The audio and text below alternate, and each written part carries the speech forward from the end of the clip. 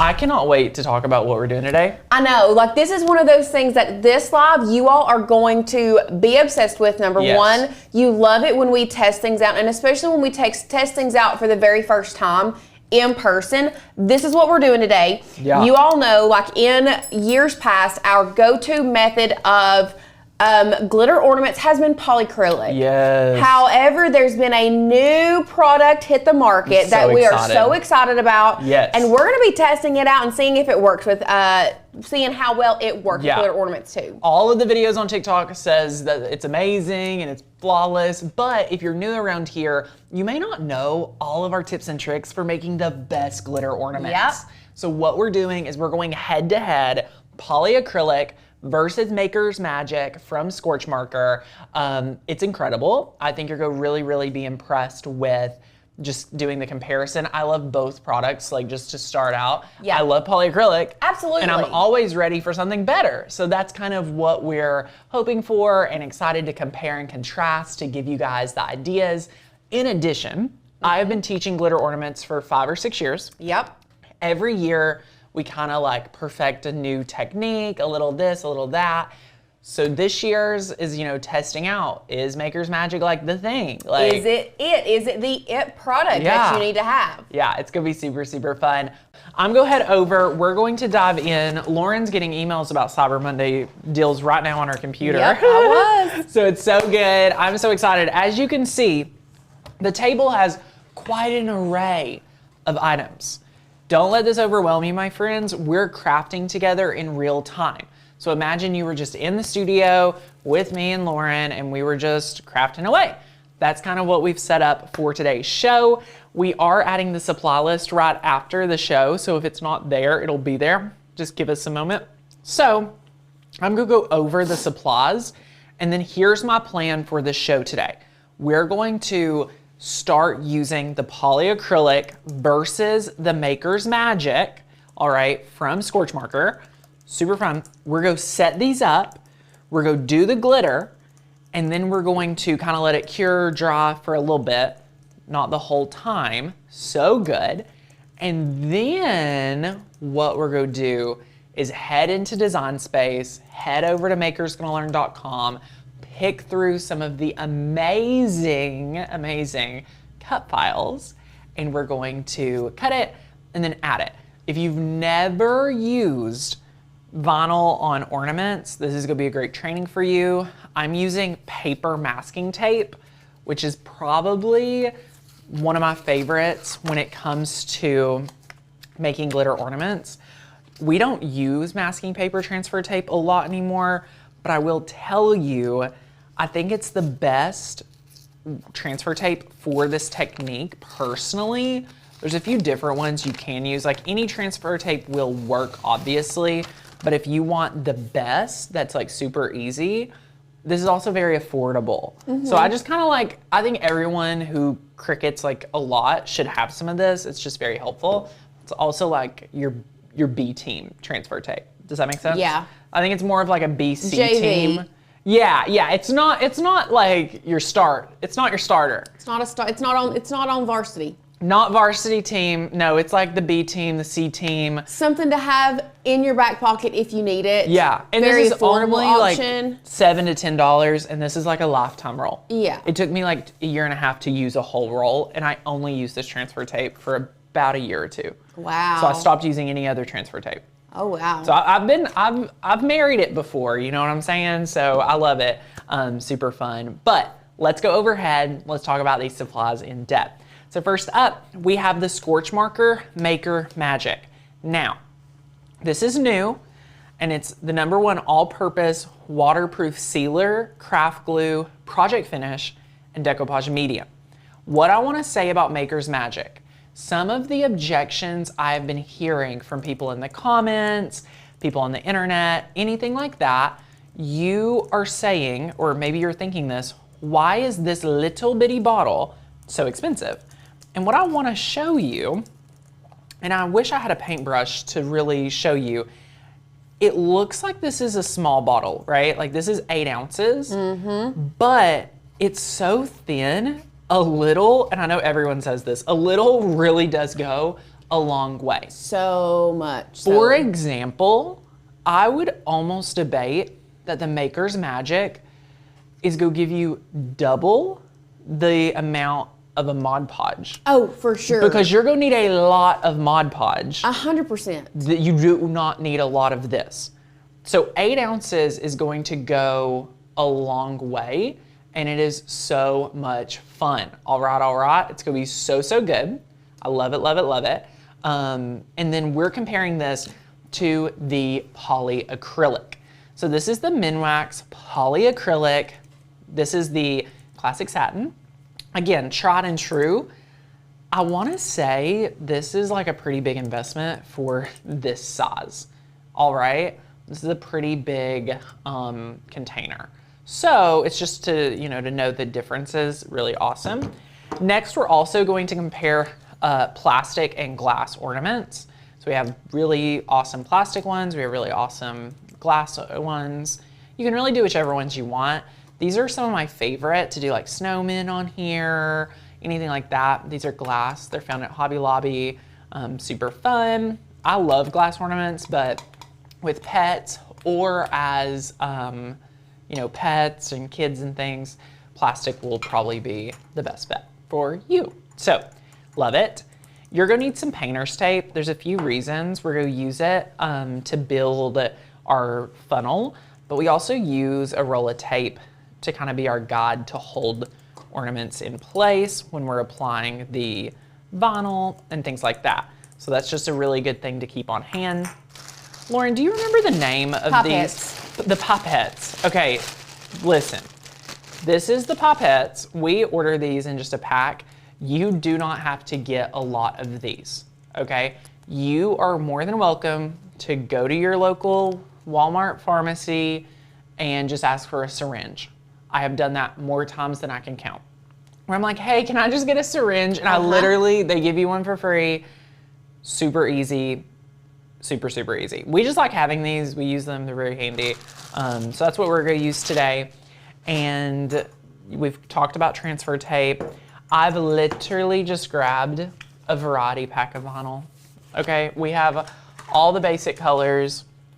And I can always go grab some colors if something hits us, like if I'm looking at if you pick a color and something hits me, I'll just go grab some different colors. So we just have whatever variety pack of vinyl. Super good. We are using the StarCraft glitter. So we have a bunch of StarCraft glitter on the table.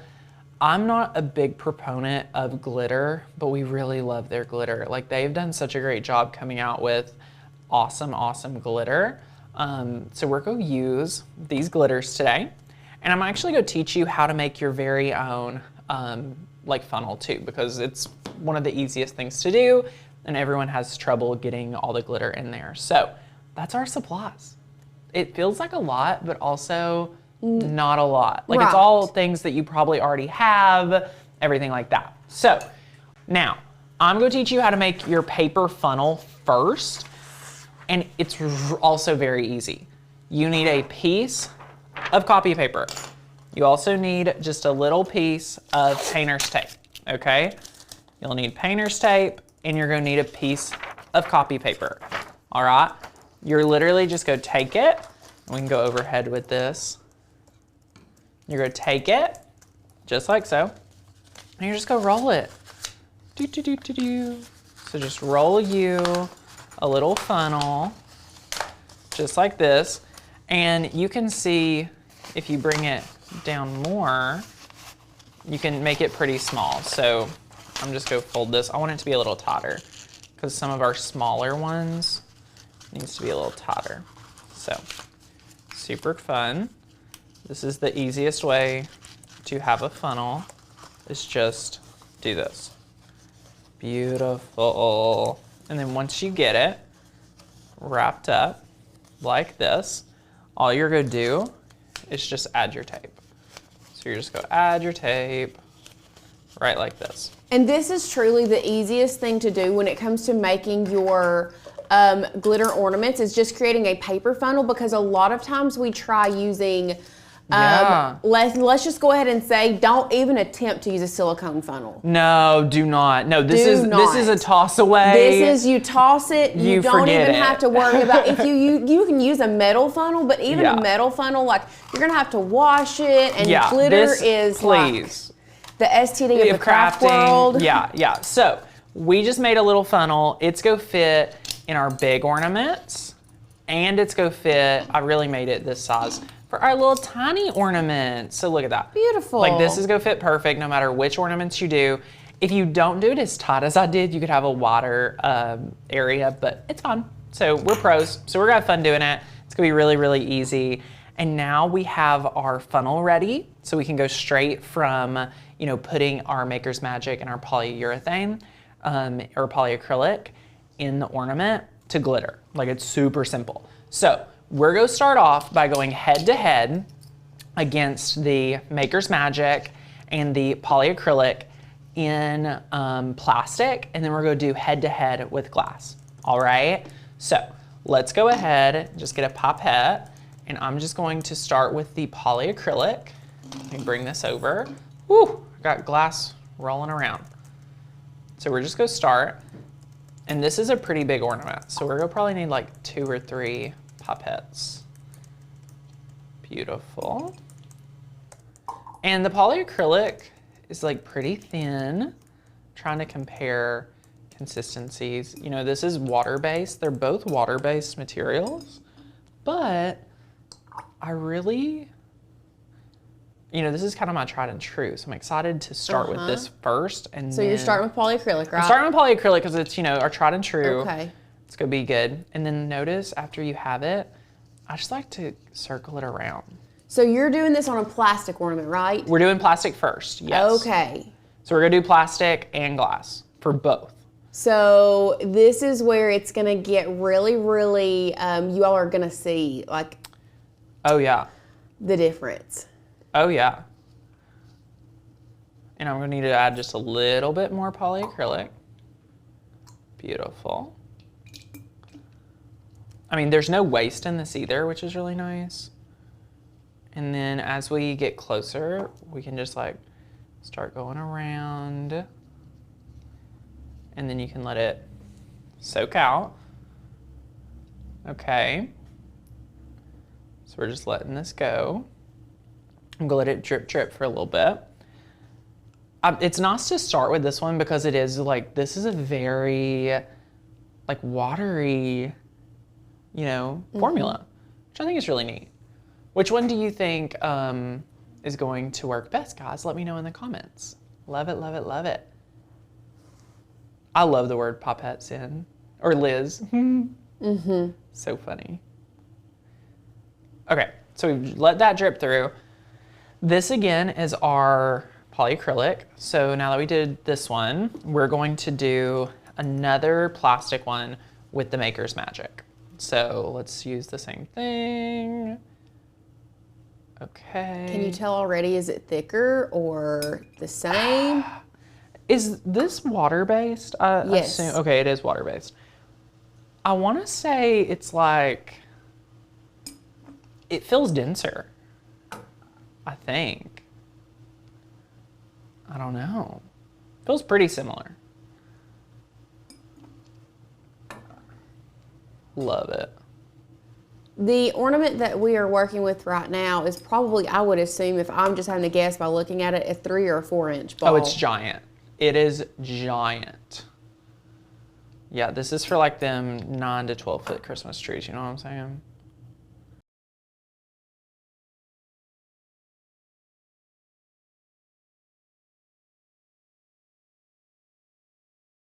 Okay, so I've coated the whole thing. Then I'm gonna pour out the excess. I will say it was pretty similar, like the experience. Yeah. Wasn't anything like that different. I'm gonna let that like drain out for a second. And then I'm gonna let this one drain out just a little bit more too. So they both need a little bit extra drain. I feel like I can see, like, I feel like the Maker's Magic is a little more cloudy. I would think, meaning it's a little thicker.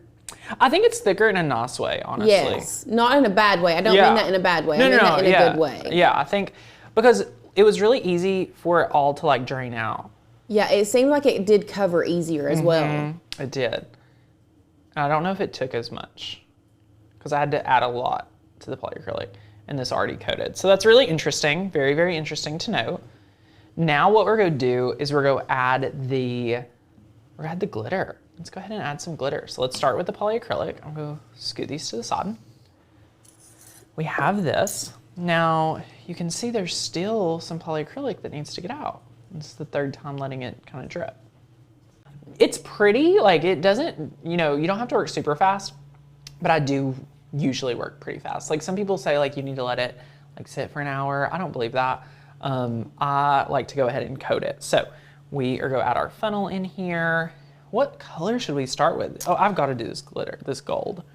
I brought that out. I love the gold. Oh yeah, this is amazing. Okay, perfect. So we've added some in here. The funnel was super easy. And then look at this. And again, this is the polyacrylic. So that's so pretty. I know. I love, this is Sunbath. I love it. Love it. Do you have to let them dry for a while? No, Sonia, I do not have time for that. Neither do you. We gotta go. We gotta craft, you know what I'm saying? So it's super easy. Now, you can have this like over it to put it back in here, or you could just have it out on a piece of paper towel, whichever way you need. You just gotta make sure you cover it up. I also sometimes put this back in here, like the little cover. I like to put it on and then just shake it to make sure it coats everything. So like you could literally, now that this is on here, just shake it. Super easy. Shake, shake, shake. Shake, shake, shake. Oh, look at that. Now here's my tip. There's some excess glitter in here. You can open this up and remove it, which is probably what I'm gonna do. But if you want, you could just leave it in there because nobody knows, okay? Nobody knows that the glitter's in there besides us. Okay? This glitter is fine glitter, just so everybody knows. Super fun. Now, you can use a more chunky glitter, but it needs to be mixed with a fine. It needs to be a chunky mix. It can't be just straight chunky, and it can't be super chunky either.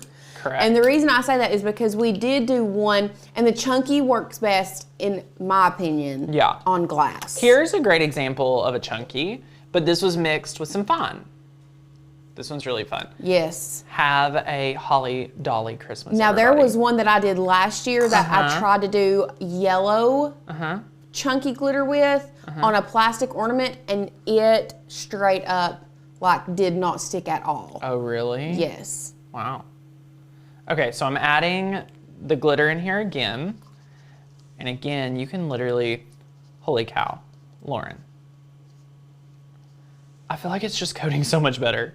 Really? Yeah. Like it. You don't have any holes or gaps or anything? No, it's like getting really nice coverage. That's pretty impressive. That's really nice. I love it. Love it, love it, love it. Wow. Do you see that? That gold is beautiful. It is, it is. So you will want to shake it. You'll still want to do your technique that I showed you with the polyacrylic because you want to get all the edges. So I'm just going to pour, already poured it out. Now I'm going to put the lid on it like so. And we're going to shake it around just a little bit. Just because I want to cover it right here. It's not that anything else needs coating, okay? So it's just to get around those edges, shake, shake, shake. Yes, this one that we're doing right now is the Maker's Magic. Yes, this is Maker's Magic. And then I'm just gonna pour the excess out right here. Super fun. All right, put our lid on the proper way. Beautiful. Okay, Maker's Magic, polyacrylic. I can already see a color difference. I can too. Feel like from over here. Oh my, this is, okay. Here's, and again, let's just go to me for a second. We make no commission off of Maker's Magic hold it up and look at polyacrylic. me. What I already have a thought. What I'm seeing here is a difference between the like the white, like it's like when it dries it may go away. I have no idea, But like this is already like, you can see the glitter like in its truest form, in the truest color. This you can still see like. I just feel like I can see through it. Like it doesn't look like it's coated as much. So you know what I mean? let's go overhead just for all of you guys to see. What do we think? Maker's Magic, polyacrylic. Maker's Magic, polyacrylic. Karen saying Maker's Magic looks brighter, saying definite difference. One is brighter than the other. Wow. We don't have an affiliate link, but there should be a link down below. We'll be adding a link to the Maker's Magic if it's not already it's already down there. It's there. Yeah, it's down there. So we do not have an affiliate link. You can just order it. Is it from Amazon? It's from Amazon. Okay, that's our affiliate link. If you're ordering it from Amazon, we got you. But we did not ask for them to make us an affiliate link or anything like that. Now, if we're being picky, and what I'm saying when I say being picky, if you have polyacrylic and you want to use it and you don't want to spend more money, oh my gosh, yes, it works. This is still awesome. Because I did see that we have a friend say, just jokingly earlier say, I hope it doesn't work because I just spent 23, I think they're from UK, just spent 23 pounds on polyacrylic. Oh my goodness. The polyacrylic still looks beautiful. Oh yeah. But if you're in the market for something different, if I had to pick between the two, I would pick Maker's Magic. Here's the thing. Maker's Magic, you're going to use it for way more things than just ornaments once a year. Like, that's the cool thing. So poly is cloudy first. Should it dry clear? Amy, I think it will dry to some degree, but I don't think it'll ever be as transparent and as crystal clear as the Maker's Magic. And let's just go overhead and talk about why that is. So if you can see, this is naturally white and it has that tint no matter what. This is naturally clear, y'all. Like, can you just see the difference in these two, developments? Like, interesting. Yes, this is developed by Scorch Marker. Me and Evan's like one of my, I want to say like closest like craft industry friends now.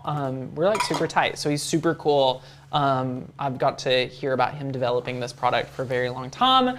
I'm so excited. So I am just friends with him, which I think is so cool. I earn no like direct relationship for like there's no financial obligation or addition for us. We just like it because I love supporting people that make the craft industry better. So thanks to Evan and his team. Super cool. Now, let's do this some more because I want to do this one in Maker's Magic, and now we're going to test Maker's Magic versus polyacrylic for glass. So let's just repeat the same process. Let's go in with the polyacrylic.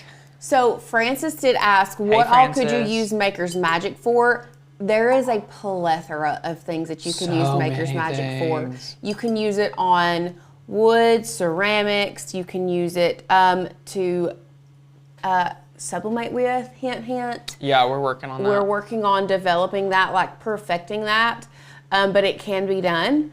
Yes. You can use it on fabric. You can use it on... It will replace it is like hands down way better than Mod Podge. I'm sorry to Mod Podge. Love y'all, sending you love. But holy cow, they really redefine the standard, which I love. So super, super cool.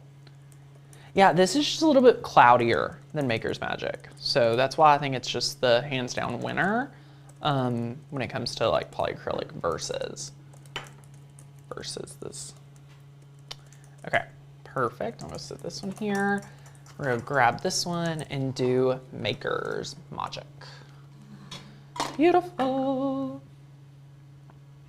Yeah, Jean said use Maker's Magic on a glass cutting board. It is food grade safe. Yeah, it's awesome. From my understanding, yes, it is. And the cure time's like 48 hours versus Mod Podge, which is like 28 days. Yes. Beautiful. And then look, we're just coating this with the Maker's Magic. Beautiful, beautiful. Love it, love it, love it.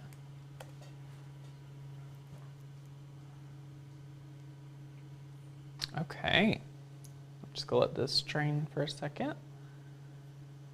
Okay, now is our glass. Is it only U.S. and Canada right now? That I have no idea. I have no idea. I don't think so. I thought it was worldwide. You can check. Yeah, you can check. I have no idea. We're gonna have to do. Let's Let's do a red. Ooh, we're gonna have a red for these little guys. I'm so glad you did red. You can do white, yeah, B and C on them. Yeah, I'm seeing this like tan.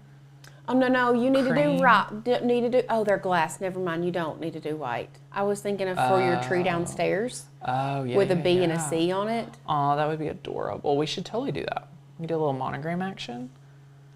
I love that. Okay, so then here's what you can do when it's like smaller. You can literally just shake it with your hand. Beautiful, beautiful. Super, super easy. And then you have some glitter on you, yay. Love that. Love that. For you. I also sometimes get a little piece of painter's tape. So I'll show you how I do that too. So you don't have to put the label on it. Okay, go pour out the excess. Now this one is poly. Was this one poly? Yes. This is the poly, I think. I wasn't watching. Yeah, this is the poly because you can see. But I will say, it looks different. Like it looks really good for the poly. With all things considered for poly. Looks really good. Okay, so this is poly over here. This is Maker's Magic over here. I'm gonna let it drip out for a second. Drip, drip, drip. I'm trying to see if they ship internationally on their website. How would you apply the Maker's Magic on glass with a brush or sponge? Johanna, they do not recommend foam brushes. If you've read any negative reviews about Maker's Magic, let me tell you, it's because they used a foam brush. Yes. Use a bristle brush. Bristle brush. Love it.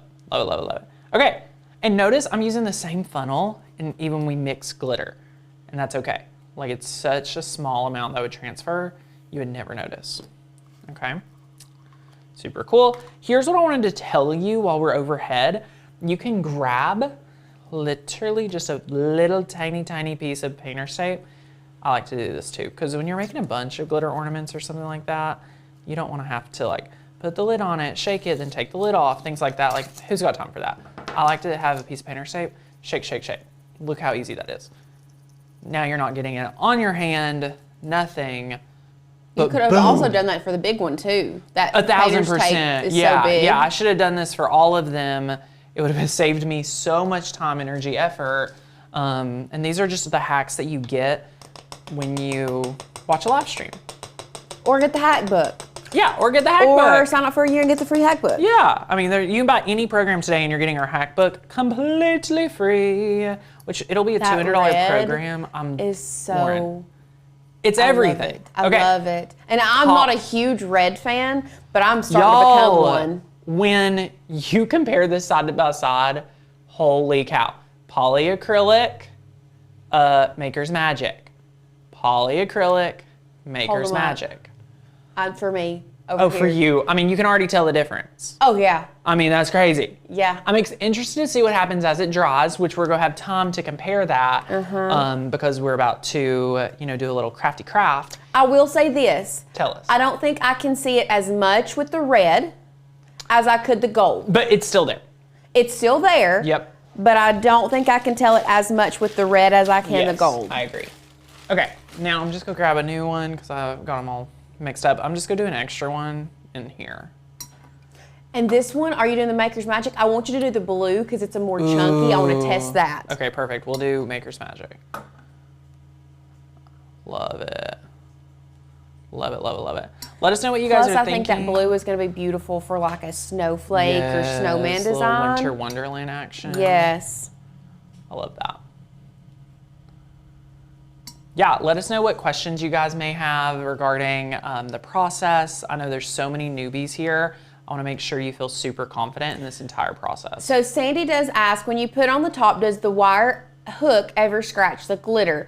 I can see how I've never had that issue, but I also tend to leave mine open, but we're on a live right now, so we're having to put them like back together. Yeah. But if I was creating bulk creating ornaments, or I was just creating them for myself, I would leave the tops off until at least the next day. Yeah, if you could. So, for example, here's what I want to tell. Let it investigate one of these. No. I see where you're thinking that, and like, It could, but has that ever happened? And I've taught this for 5 years. No, it's never happened to me.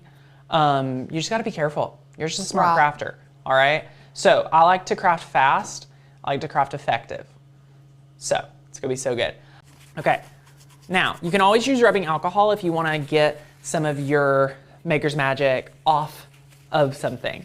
Okay. So I got a little Maker's Magic. I was a little too sloppy. So I got a little here. So I'll clean that up with some rubbing alcohol. It'll be good to go. Beautiful.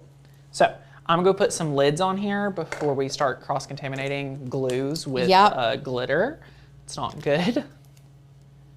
And then we're going to coat this one with the blue. Are we doing blue chunky? Yes. Okay. That's what I want to try. We're just gonna do the chunks. This is gonna look so good. Yep. It's gonna be so good. Okay, let me find my funnel. Here's my funnel. Ah! Getting glitter everywhere. Hold on 1 second. Okay. Beautiful. Here we go. Oh my word. What? There's like chunks of this red getting on my ornament. Okay, we'll cover it up. We'll see how this works. Okay. Okay, here we go. Oh, this is brand new. Beautiful, beautiful, beautiful. I loved that blue. That's why I picked it. I know. I just think it's just a very. Is it a mix or is it more of a chunk? It's really just chunk. Okay, we're gonna test. This is a good one to test, y'all. It's a really good one to test with. Oh my goodness. Oh my goodness. It looks so good. It looks so good. No problem at all. No problem at all. Of course not. We need a snowman face on here. Little snowman. Oh, or just let it snow. Ooh. In white, just simple. Yeah. Or silver. Silver. Oh, we have silver today. Did you put it back or did you actually bring it? I think I brought it. Okay. Okay. Beautiful, beautiful, beautiful. Okay, here's what we got going on. I mean, these are so easy, so fun, so simple. So it does look like Maker's Magic is only they're US only and Canada right now? sending to US, Okay. maybe Canada. But if you are not based in the US, polyacrylic is a great alternative. Oh my gosh, it's fantastic. So good. It has been our #1 for years. For 3 or 4 years. Yes, polyacrylic has been #1, and it is like I said, it is a great alternative. Now, while we're just doing general crafting, you're going to see on Pinterest and you're going to see these other shows where they try to use some type of floor cleaner, Lauren. I did used to use a floor cleaner. I'm not a fan.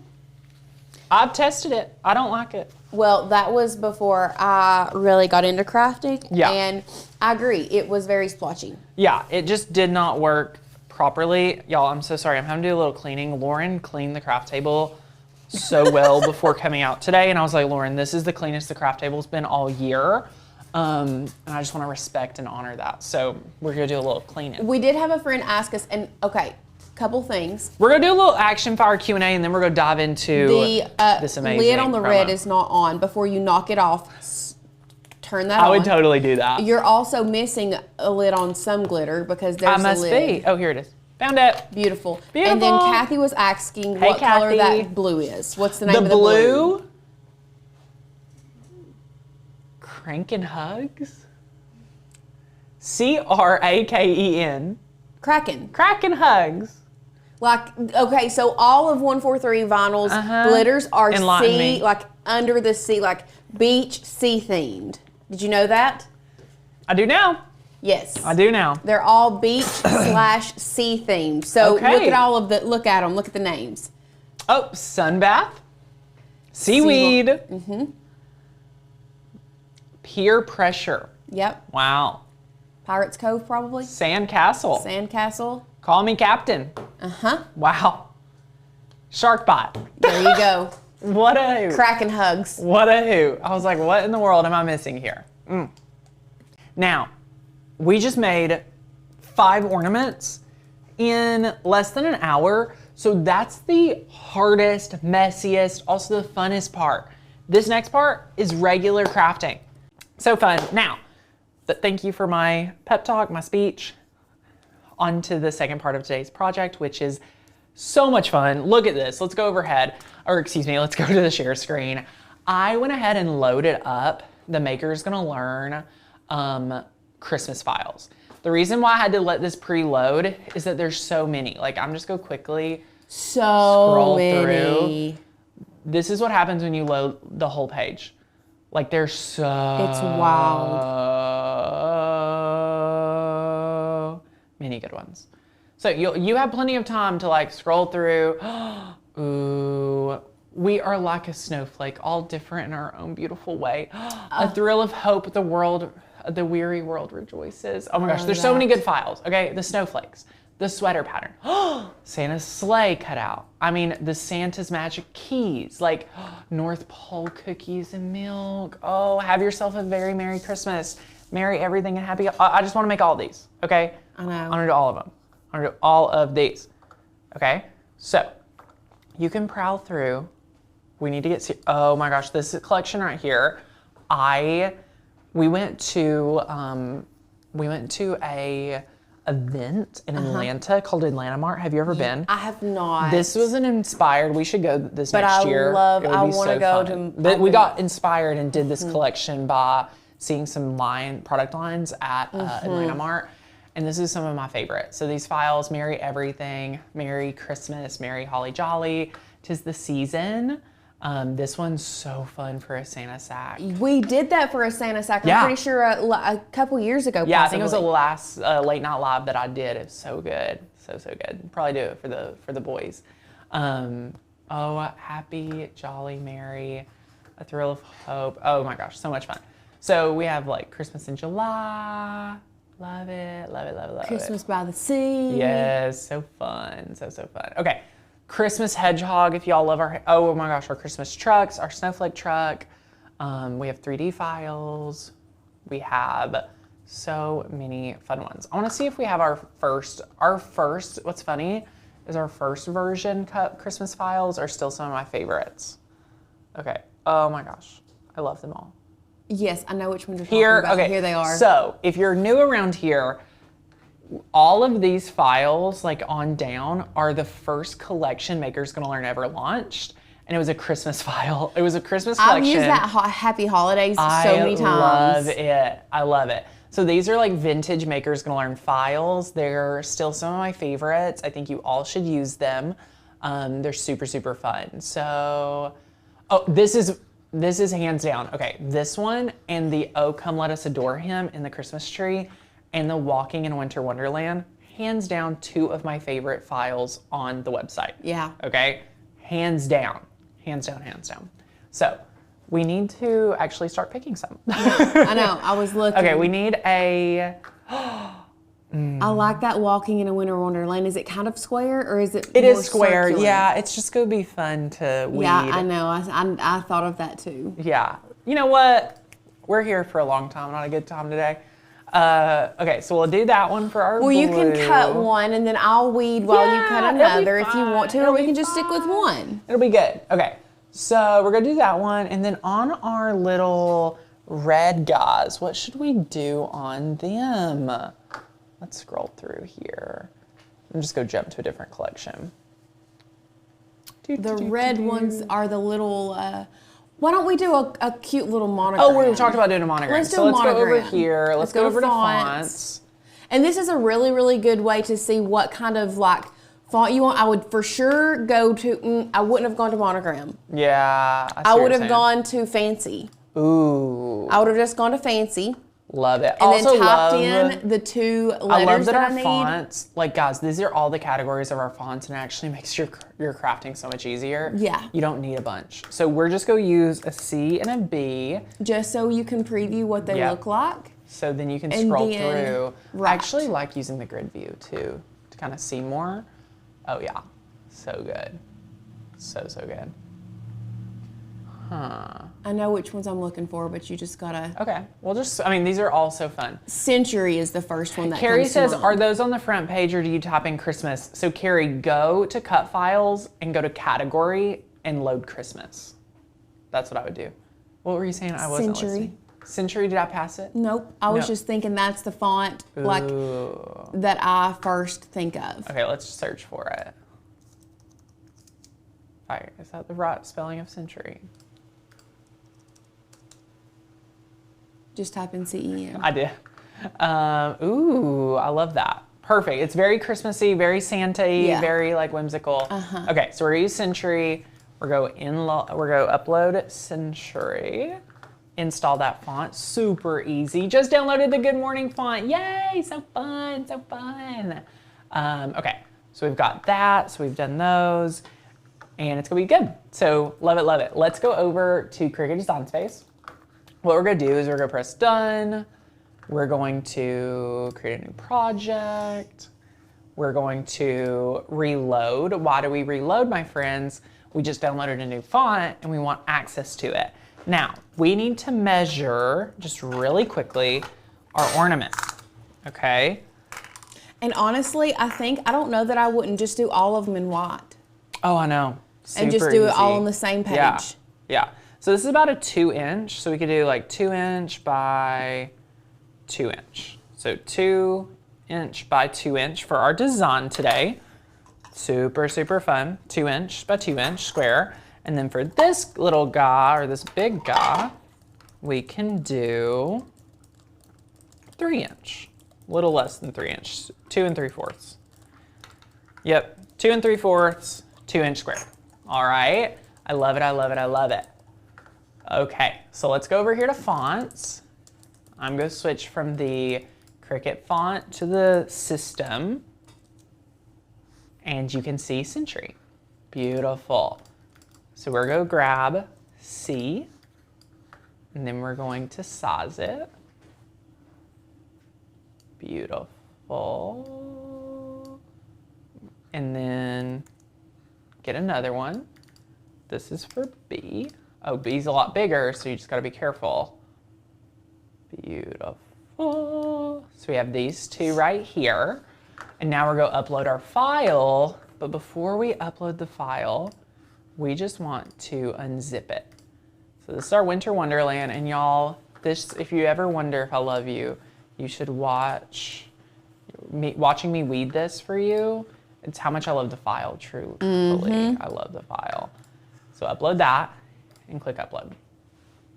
Yeah, and any of you, seriously, the $1 trial, I mean, I saw so many people comment like, oh, that's how I got started here. Like, we love, love, love that this is a great way to help get you guys like plugged into Makers Gonna Learn. So what we're gonna do is I'm not gonna weed out this and like have all these little dots, all right?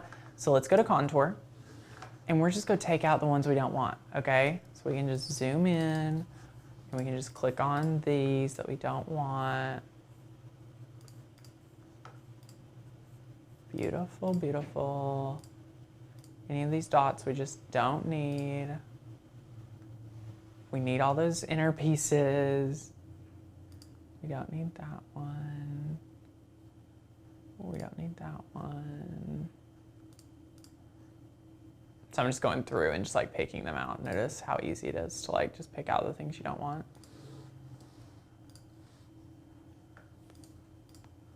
Love it. Okay, I see 2 more that I don't want. File's acting a little funky.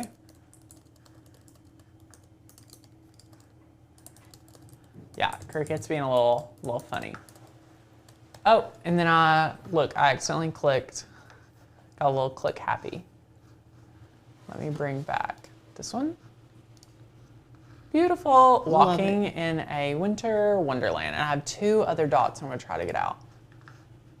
See, I would have just let it cut and not even and just weed it on my hand. They're not gonna make the cut anyway. Yeah, they won't make it. All It's right. all good. So, this is a, what size did I say? Lisa said, OMG, just learned you can zoom in on my gosh, Lisa. on contour. Oh yeah, oh yeah. Okay, so this is like a 2, it's like a 2.5. So we're gonna do 2.5 by 2.5. 2.5 by 2.5. Beautiful. Love it. Yes, this is gonna be really small. I don't know if I can weed it. This is gonna be like a little craft challenge, y'all. Maybe we don't want to do it. We're here for fun. We're here for fun. We're here for y'all.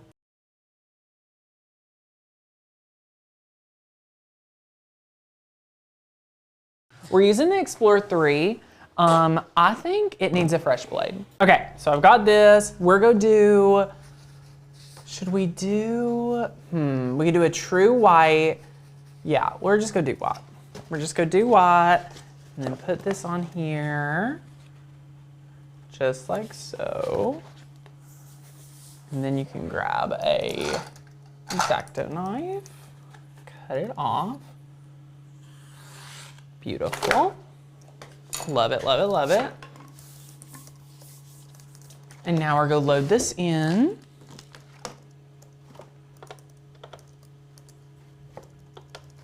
Oh, I gotta select what material I'm using. I'm gonna click premium vinyl, and we're going to load this in here. So good.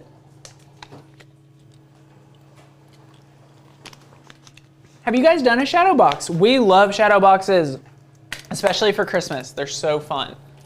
And that may be something we can add to the channel. Yeah. If you all are wanting to do a shadow box. We love that. So we're just gonna cut these out and see how well they cut. So we did have some friends that were asking if we could maybe do a quick, we'll see how much time we have left. What is it? They wanted to do a quick multicolor. Oh, we will not have time for that because you're Yeah. gonna see us weeding this boy. Yeah. This is gonna be a good one to weed. Multicolor is also, I will recommend, please stick to flatter ornaments. Yes. Okay, flatter ornaments. If you're trying to do like rounded, no, not for multicolor. All right, y'all, you gotta know your limits. And it's one of those things, if So you're gonna do good. multicolor, I would do a mix of a medium chunky and a fine glitter that's a different shade. You know what I mean? Yeah. So you could have done that blue with some of the white, fine white glitter would have worked, but you just have to be careful if I wouldn't do multicolor all fine glitter. Yeah. Because it can change the color completely. You know what I mean? Yeah. I'm just watching it cut. I'm getting a little nervy. I'm like, maybe I shouldn't have changed the blade. Oh, but it's quiet. Y'all hear how quiet these machines are? Like the Cricut Maker 3 and the Explorer 3, they're just quiet. They are solid and they're quiet, which is why we use them on the show so much, which is so fun. So good. This is a really complex file to do for this size, but it's going to be well worth it. And I probably could have cut it a little bit larger too. Okay, for everyone here that just wants a quick win, we will do these hand me first the other ones. ones. Well, I'll just make these and then we'll just start weeding. It's fine. Look at these. This is gonna be so good. So we're just gonna weed this out first. And these are just like, you don't even need transfer tape really. Like, you don't even have to use transfer tape because these are just regular letters, very easy. And you can treat it like a sticker. Peel off your B. You can just apply it on. Oh my gosh, Lauren, this font is it. I love it. I love it, love it, love it. So adorable. So adorable. Oh my goodness. Look at this. Look at this. It's precious. So Kelly So did ask, is it fun. possible to do half the ornament in one color, let it dry, and then put another color of glitter? That's a lot to I would try. not. That is a no. It won't, because I it's would still gonna not be recommend. tacky. Yeah, I would not recommend that. Also, I don't know in what colors that would look good. I'm a little worried. It would be really neat if you could, but I just don't know. Now, let me if it tell would you be what you worth could it. do, Kelly. You can mix and make your own glitter. Okay? So feel free to do that. Like, mix the two glitters together to make one glitter. That would be really fun. The font is Century, in case anybody Yes. missed it. Yes. And what I'm doing here, this is a great example. Transfer tape would have been best for something like the C because it's hard to line it up. But you know me, I'm trying to be minimal today. Mm-hmm. Beautiful. Beautiful. So we have C and we have our B. Beautiful, beautiful, beautiful. Love that. So, oh my gosh, y'all, once you add the once you add the decal, you can still see how good Maker's Magic looks in comparison. Like if you don't have the Maker's Magic, this still looks really awesome. But when you have it, you just can't deny. You can't deny it. Can't deny it, period. Okay, now it's go time, y'all. Who is ready for a weeding session? I feel like it's been a while. You're going in with it. Did you think I wasn't? I don't know. Lauren, we cut it. Of course we're gonna weed it. Okay. Okay, I don't know if I should zoom in, Sadie. How, should I zoom in? Can I zoom in? Okay, we're zoomed in. I just wanna teach you all a few things because I know we have a lot of newbies here. I need to get a burnishing tool. Okay, perfect. This is our Maker's gonna learn one. I'm starting with this. Why is Tanner starting with this? I wanna make sure the vinyl knows to stay down. All right, that's step one. Step two is to pull out an edge, get to a corner, and start going in. All right, super easy. Don't get overwhelmed, take deep breaths. Remember, don't get overwhelmed, take deep breaths. See, you've already got the outside done. Already got the outside done.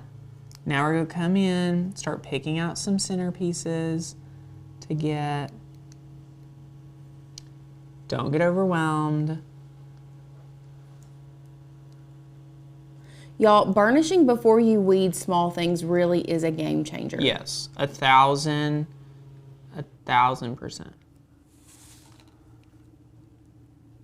Oh. Correct. Push it up. Mm-hmm. No, like I think all I'm seeing is your head. Oh, I'm so sorry. Thought you were talking about my weeding. Nope, all I was seeing was your head. Oh, that's so funny. Sadie, let me know if I need to move my head as I am weeding. Oh, no. Okay, perfect. Beautiful, beautiful, beautiful. Okay, so I'm just weeding away. Love it, love it, love it, love it. This is a pretty This intricate. is also a pen tool would come in very beautiful for this. Mm-hmm. Do you need one? Do I have one? Oh, I have a should pin have pen. one. I have one. So yeah, this is really where the pen tool can shine, like show up and show out. Absolutely shines. Yeah, it really does do wonders. And if you guys are like, where do I get this cut file? You got to get it at makersgonnalearn.com, my friends. So a couple of people are saying reverse weeding, would this work with that, with the transfer tape? Yes, absolutely. You need to use strong transfer tape though. Yes. Yeah, you can totally reverse weed this. This is definitely one that you would do well with reverse weeding. Great question. You guys are pros. Already pros. Oh yeah. So if you've never reverse weeded, this could be a really good one. Mm-hmm. It's just very, very intricate. And this was cut at a 2.5 by 2.5 design. So it's pretty small. If this was on a big sign, anything like that, so easy. But it's honestly weeding a lot better. I think changing the blade, having a great cut. For sure. Is very important. It makes the weeding process so much easier. Okay. Look at that. Lauren thought I wasn't gonna weed this out, y'all. I just wasn't sure. Just wasn't sure. I love it. That's it. Okay, so we've weeded out. Now you just gotta take a look. Walking in winter wonderland. It looks beautiful. Didn't even need an eye in winter. Took that out. Okay, so now we're gonna grab our transfer tape, rip it off. We're just going to apply it taco method style. Grab our burnishing tool. Burnish, burnish, burnish. Love it, love it, love it. Grab a little X-Acto knife, wherever mine disappeared to. Cut off some of this excess. All right, now peel it off the mat. Or go back over here. Okay, we gotta get this in frame. Is this in frame? Beautiful. Then we're going to peel this back. Peel it back. Okay, now, if you're doing a curved surface, which we're kind of not doing because this is just a square one, you will want to, I like to trim it down. So if you have any excess like this, it really throws me off. So you don't want to trim it down. And then you can cut slits. So slits like so for round ornaments. All right, this is flat, so it really doesn't necessarily need it. I can already tell how good this looks. Oh my word. I knew it would. Oh my word. Holy cow. Burnish, burnish, burnish. And peel back. Oh my goodness. Walking in a winter wonderland. Look how beautiful. How about it? Have a holly dolly Christmas. Guys, I mean, look at all these. We could just keep going. We could have a whole marathon of just ornaments. Can you see all these? Ornament marathon. So fun. Does cutting on the mat affect the stickiness? Absolutely not. Sonia, if you are not cutting on the mat, Ooh. this is one of my favorite hacks. This is your third hand, okay? You have your right hand, you have your left hand, and this is your third one. Because the mats go keep it on, like on the mat, right where you want it to be. No hustle, no bustle. You know what I'm saying? So good. So good. Love it, love it, love it. I love that C and that B and that century font. This is really, this is it. So these are our twins' initials, and this is going on their tree in their activity room that we're doing for them. And it'll be really, really special in their little trees. So it's gonna be so fun. So the font Century. So you got to see us download a font today, put a font in Design Space, make 2 monograms, make a bunch of ornaments. Make 5 ornaments. Holy cow. What are we doing? What are we doing? This file is beautiful. Walking in Winter Wonderland. Don't walk, run to download this. Here is the glitters we used. Let me grab the red one too. Okay, screenshot this if anyone's wondering which glitters were used today. These are them. The Love blue it. glitter is like Kraken Hugs. Yeah, Kraken Hugs, Sunbath, and Shark Bot. Yep. So good. We have links for these down below. Super easy. You're going to be a glitter connoisseur. Like you're gonna be a glitter ornament like pro because you've just now learned how to make how many? So many. You could sell these as a set. You could sell these individually. I would charge at least like $7 to $8 per ornament. I think at minimum, probably $10, you know, would be ideal, $15, things like that. As you do customizations, as you do multi-layer, as you do more, you can charge more for it, things like that. Super, super fun. Let us know down below what you've got going on. Let me bring you some of these ornaments over here to take a look at. I mean, they're so much fun. Do you guys want to see what we're making? Let's show them. Okay, this is like the most adorable, what Tanner called this like revolutionary or something the other day. Revolutionary. It's very cute. So this is like, so it's gonna be hard. I'll show you this way, okay? And then I'm gonna kind of grab the bottom of it and turn it. Are you guys seeing what's happening here? So we have used the same snowflake file and we put holes in it, stacked it, and kind of adjusted the sizing to create a Christmas tree. We can go to camera 1 so you all can see it just like Hold hanging. it in front of your black shirt. I know, I think that's going to be like the ticket. Can you see it well from there? Look how cute. So cute. We're gonna do a green one today, which I'm really excited about because I love this like dark, this green. I'm about to say green is really in for Christmas this year. Not like it's a Christmas color. But I mean like, you know, like lime green comes in and out and then there's like Kelly green and dark green. Y'all, if you are a color person, just leave us a comment and let us know. Me, Lauren, I think all the girls in here in the studio are color girls. Oh, for like sure. we're really weird about like the shades of color. Like it's not just green, it's olive, or it's not pink, it's magenta. Yeah, and it's know? not only that, but when we're making stuff, like it has to be the exact color that we have in our brain, or it's not right. Yeah, exactly. Like Ashley Falco's ivory is superior. The ivory. It's the only one. Yeah. So anyways, you don't need a lot of a lot of supplies for this project. If you've got some cardstock and you've got some beads and string, you can whip this up in no time. So you're gonna need a light grip mat. If we're working with paper, light grip mat is the best choice because it's not gonna allow your paper to stick to it. Or you can use a well-loved standard grip mat. Now we're gonna be using green today. You can use whatever colors you want. I will say if you use any glitter, typically glitter cardstock is not double-sided, so it is gonna give your project a little bit of a different look. You're gonna wanna stick to solid colors, color core. Yes. And what I mean by color core, we always like to have this conversation because if you're just getting into paper crafting, then maybe you don't know this, but the inside of all the paper cardstock that you use will either be colored or it will be white. The inside of this one is green. So this is color core paper. This is what we would consider color core. Now I didn't bring in any like non-color core, but if it wasn't, it would have a white little edge right here. And so whenever you cut it, all of that white shows, and it really, sometimes you can't notice it a lot, but it really makes your project look elevated if you use color core. So it like doesn't really hinder it, but it makes it a lot better if you don't. Okay, so we're gonna be using color core cardstock, colored on both sides. And then I've got some scissors. I'm gonna talk about the techniques that you can use to paint wooden beads because you are gonna need to get some wooden beads.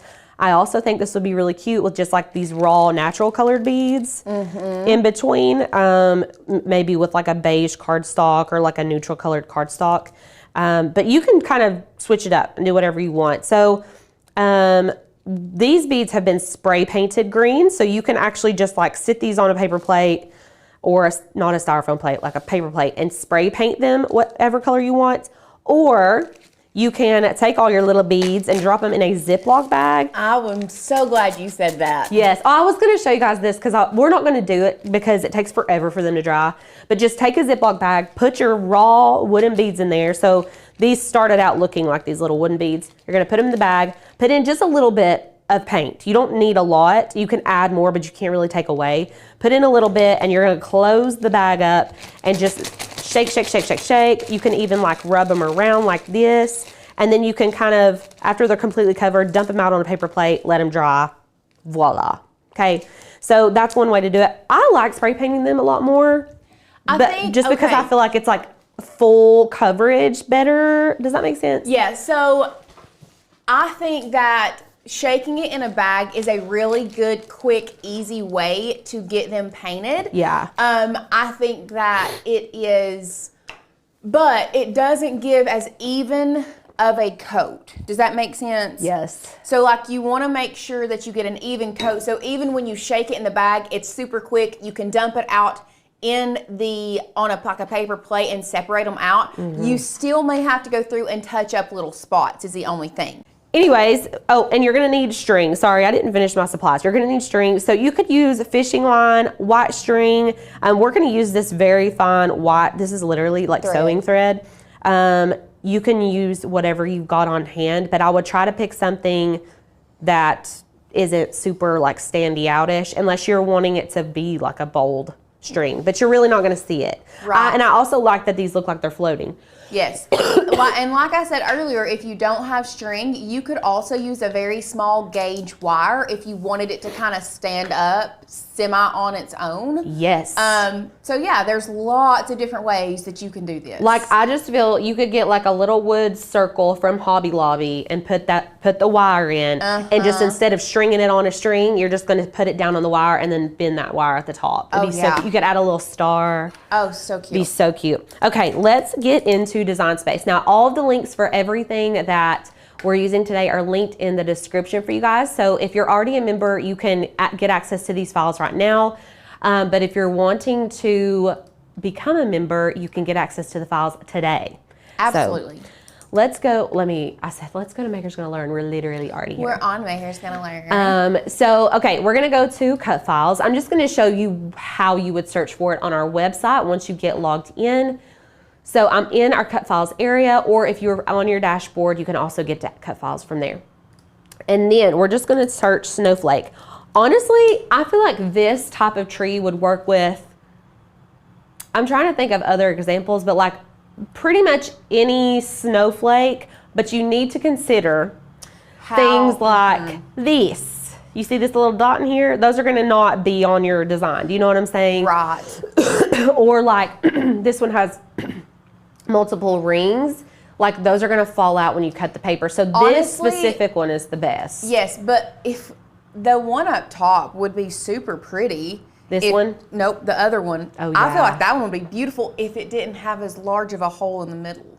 I know. You know what I mean? Yeah. It'd be cute. So you can manipulate it to make it work. You totally could, but I just want you all to know, like you can use whatever snowflake, but just know you're gonna have to kind of manipulate some of them if they have like separate pieces. Like this one we could do because everything's connected. This one's all connected. The one you said, I still like those to me, you could do them, but I would almost be like, would that be too intricate almost? It would be, yeah, a lot of work. It would be a lot of work and very much. This would be a good starter one. Yeah. This would be a good starter one. That's a good one. Now that's not the one that we use. Should we use that one or should we use a different one? I don't feel like it would matter either way. Let's see what other options we have and then go from there. So we're gonna click this little download icon. That is going to download our image into a zip folder.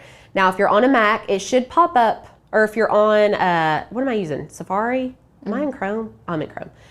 It'll pop up into a little zip folder up here at your recent downloads, or you can go find the downloads in your Finder or your File Explorer. So I'm gonna open up that folder, maybe, okay, cool. And then I'm gonna double click to open it up. And you're gonna get a PNG and an SVG option. We need the SVG option. That is our cutting option. PNG is for print then cut. We are just cutting, so we only need the SVG. So I'm gonna keep my dialog box pulled up, and then we're gonna go over to Cricut, and it's gonna tell me to restart my machine because it just keeps telling me to do that, and I have, and I'm not gonna do it again, you know? Okay, let me open this up and we'll do that. We'll take a pause before we start. Okie dokie. If you have tuned out, I need you to tune back in. We're gonna start designing. So this is where we're gonna end up, okay? This is like the final, where we wanna land, okay? So what we need to do is pull in our snowflake image first. That's the first step. We've downloaded it. Now we're gonna go upload it into Design Space because it's just living on our computer right now. So I'm gonna go to upload image and you're gonna get this screen. Now you can go to browse and go find it in your recent downloads. I don't like to do it that way because it never is where I want it to be. So what I'm gonna do is come over here to my Finder, and I've still got it popped up because we just opened the folder, and I'm just gonna drag and drop my SVG into Design Space, okay? From here, you can select continue. You can name it whatever you want. If it makes it easier for you to rename it, you can do it there, and then we're going to upload. Now, the first snowflake, our image is in here. This snowflake needs to be 4 inches if you wanna have the same size that we have. Our biggest snowflake is 4. Make sure that you have this little lock closed. If it looks like that, it's gonna size your snowflake unproportionally. Let me just give you an exaggerated example. If I came in here and put in like a 7, ooh. Yeah, and it's because it doesn't change my height proportionally. Now, if I undo that, thank you. If I lock it and change it to 7. Beautiful. So it changes the height to 7.58. So make sure it's locked to keep everything proportional because we are gonna be resizing this multiple times, okay? So I'm gonna put this back down to 4. We're gonna start with our biggest one, okay? So we've got a 4-inch snowflake. From here, I'm gonna hit Command D.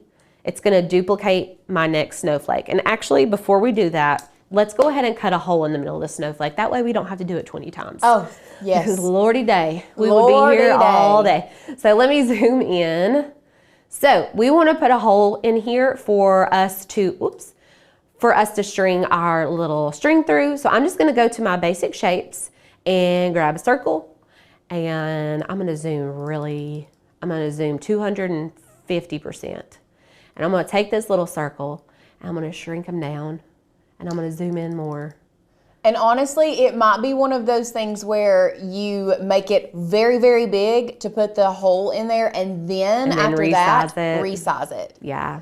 And you do have to be careful because seal yet. Like, it's going to be pretty intricate. You know? I'm going to change it to white so you guys can really get an idea. So this is a 0.2, so almost a 1/4 inch circle in the middle here, but you've got to think like as you get to smaller snowflakes, the hole's going to even get smaller. Okay, so. And that's why we use thread. Exactly, exactly. Okay, so we're gonna keep that there. You wanna make sure that circle, like you wanna make it as big as possible, but you don't wanna bring it all the way to the edges. No, you can't bring it to the edges. Yeah, and I just wanna check. Let me make sure on the size of these over here. That looks pretty close. Not me just eyeballing it. I'm gonna resize and kind of see if we're close to the original right here. Oh yeah, this one is almost exactly 0.2. So perfect. Okay, beautiful, beautiful. Now let's zoom back out. Now I put a circle there, but like the circle and the snowflake are separate entities, right? So you need to make sure to slice that circle out, or in this case, you can select both layers, so both the snowflake and the hole, and you can go to combine, exclude, and it's just gonna take that circle out, and now it's on its own little layer, okay? So from here, I'm gonna group these and hide them. Fun little hack for you. Group it and hide it. Okay, so this one is our first one, okay? And actually, I'm gonna change the biggest dimension to 4 inches, so it's 4 by 4.3. I'm gonna actually change it to, the height is our biggest dimension with this specific file, so I'm gonna change that to 4. So it's not perfectly symmetrical, that's okay. Now, duplicate, we're gonna select the image, hit Command D, and then we're going to shrink this down by 1/4 of an inch. So we're gonna make it 3.75, okay? Duplicate, and then we're gonna go to 3.5. Command D. Wait, let's see how many we got. We'll spread them out. I'll spread them out for you guys so you can really see. Command D, 3.25. You guys picking up what I'm putting down here? And we're gonna go all the way down. Let's see how small we did. Oops, I grouped it, so I messed it up. We're gonna go all the way down to 1.5. Okay, so you're just gonna keep copying and resizing, okay, until we get down to 1.5. So 2.75, we're going down 0.25 of an inch every single time. You want them to change, but you don't want it to change too drastically because we need it to look like a cone, like it needs to look like a tree. All right, any questions on that? So Lisa said, do you really need the hole or can you just use a needle and thread? So if you want to just use a needle and thread, you are more than welcome to do that. But we wanted to make sure we showed everybody exactly how we did it, just so you can see. And plus, we always like to learn a new skill. Yeah, get to use that exclude button. I don't use it that often. I'm kind of attached to my slice feature, if you want me to be honest with you. I've just been using it forever. Oops. I know it doesn't matter, but I'm changing that to 7.5 because it'll bother me. Okay, and then this is our last one, 1.5. Okay, so altogether we've got 3, 6, 9, 10 snowflakes. Perfect, right? Now, make sure you've got your correct machine selected, and then we are going to go to make it. Wonder why it didn't prompt me to save my project. Because it's been asking me and it didn't. Huh. I'm gonna save it, just in case. Just in case. Just in case. And then, it's just loading and loading. Come on. Okay, and now we're gonna go to the mega screen. So we've got all of our snowflakes. Now we need to put our paper on our mat. So we're using a light grit mat, like I said before. I've got my cardstock ready to go. I'm just gonna take a burnishing tool and make sure this is down really good. Okay, and then back on our share screen, we're gonna go to continue. And then my machine is plugged in. So hopefully it will connect. It is easier to string with the hole, but you know, if you're using a really fine thread, it could also be easy to just poke it through the paper.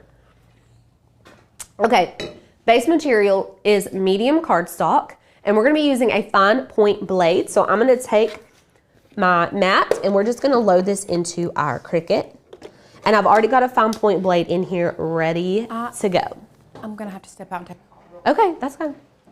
So it's just measuring my mat now, and then it will start cutting. Does anyone have any questions? I feel like this is a pretty straightforward project, and I love it. Like, I love when projects happen like that. They look intricate, but they're not, you know? So this is gonna take a minute to cut. And actually, it's 156, or I'm sorry, yeah, 156. So we'll see how long it takes us to cut one ornament, because I feel like a lot of you all are gonna be like, can I sell these? We're gonna time it and see how long it's taken us.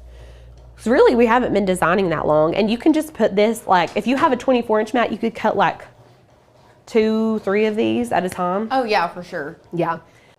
Okay, it's saying 82% cut, but it's lying. It's only cut out one big snowflake, so. And usually this cardstock is really, is this Ashley Falco? Mm-hmm. Okay. I think so. This is usually, it is, okay. This is usually really good paper for intricate cuts. And a lot of you may say like, it really doesn't matter, but it really does. If you want to get good intricate cuts. Recollections is another good brand if you're just in the store and want to buy some. I think Michaels sells it. And does Hobby Lobby sell it? I think they do. Hobby Lobby sells right there. I don't know. I'll have to look. I know. Look real quick. Okay, Lauren's going to look it up for us. But the fibers of the paper really matter, and Ashley's just taking the time to figure out which papers work the best.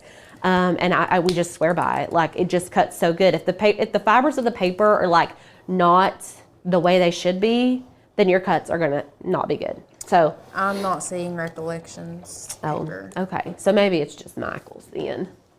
Maybe it's just Michaels. How large is this? This one actually comes out. Let's measure it.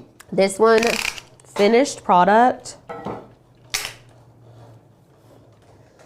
Like top snowflake to bottom snowflake is like 4 1/4. I said 5 inches. Yeah. I was pretty close. I mean, with the beads, it's like 6 inches tall. So look how pretty. Does that look cool overhead? It looks so good. I feel like I really want to do a sparkly one, but it's like, I don't know if it would look right. So if y'all do a glitter one, please post it in the Facebook group. If you are not a member yet, we do have an exclusive Facebook group that is like, it just accounts for half of our membership because people are so active in there and so helpful. Okay, so while Lauren is getting some glitter cardstock, because we have feelings about that, I'm gonna take my thread and I'm gonna take my bead and I'm just gonna weed it through there. If you've got thicker thread and it's frayed on the ends, just lick it. I don't know, stick it in your mouth, I don't know how else to say it, and make sure that the thread is like all together. Okay, I just literally picked this up with my teeny tiny fingers, and then I brought this so you could show them all the colors. Okay, hold on. And we're just gonna tie a knot. I truly cannot get over this color right here. That red is money all day. Gosh, and I don't even like red. Ooh, I do. Red's one of my favorite colors. I mean, I do, but I don't. Okay, this is non-Ashley Falco. This is Ashley Falco. This is white. I don't know if you guys... Just rub it on your hands and show them your hands. I literally got so much glitter just on my fingers. Okay. I hate it. Now, let me go in with Ashley's. Now, this is my hand before Ashley's, okay? You can even hear the difference. I have white glitter on my hands, you guys. But there's like literally no glitter, okay?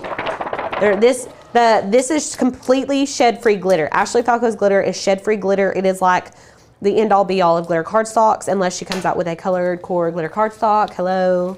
But I brought that in there so you could see all of her colors. I mean, we'll show you our favorites. This is beautiful. Do we have that? Which one? No. That's the other yummy. one. I love that color. Okay. This, gorgeous. Also gorgeous. These blues are like my colored palette. That icy blue that she has. Yes. Which one? I think it's that one right there. Yes, I love that one. Yes, this is giving Elsa. Yeah. Giving Elsa, giving Cinderella. Ooh, these are pretty together.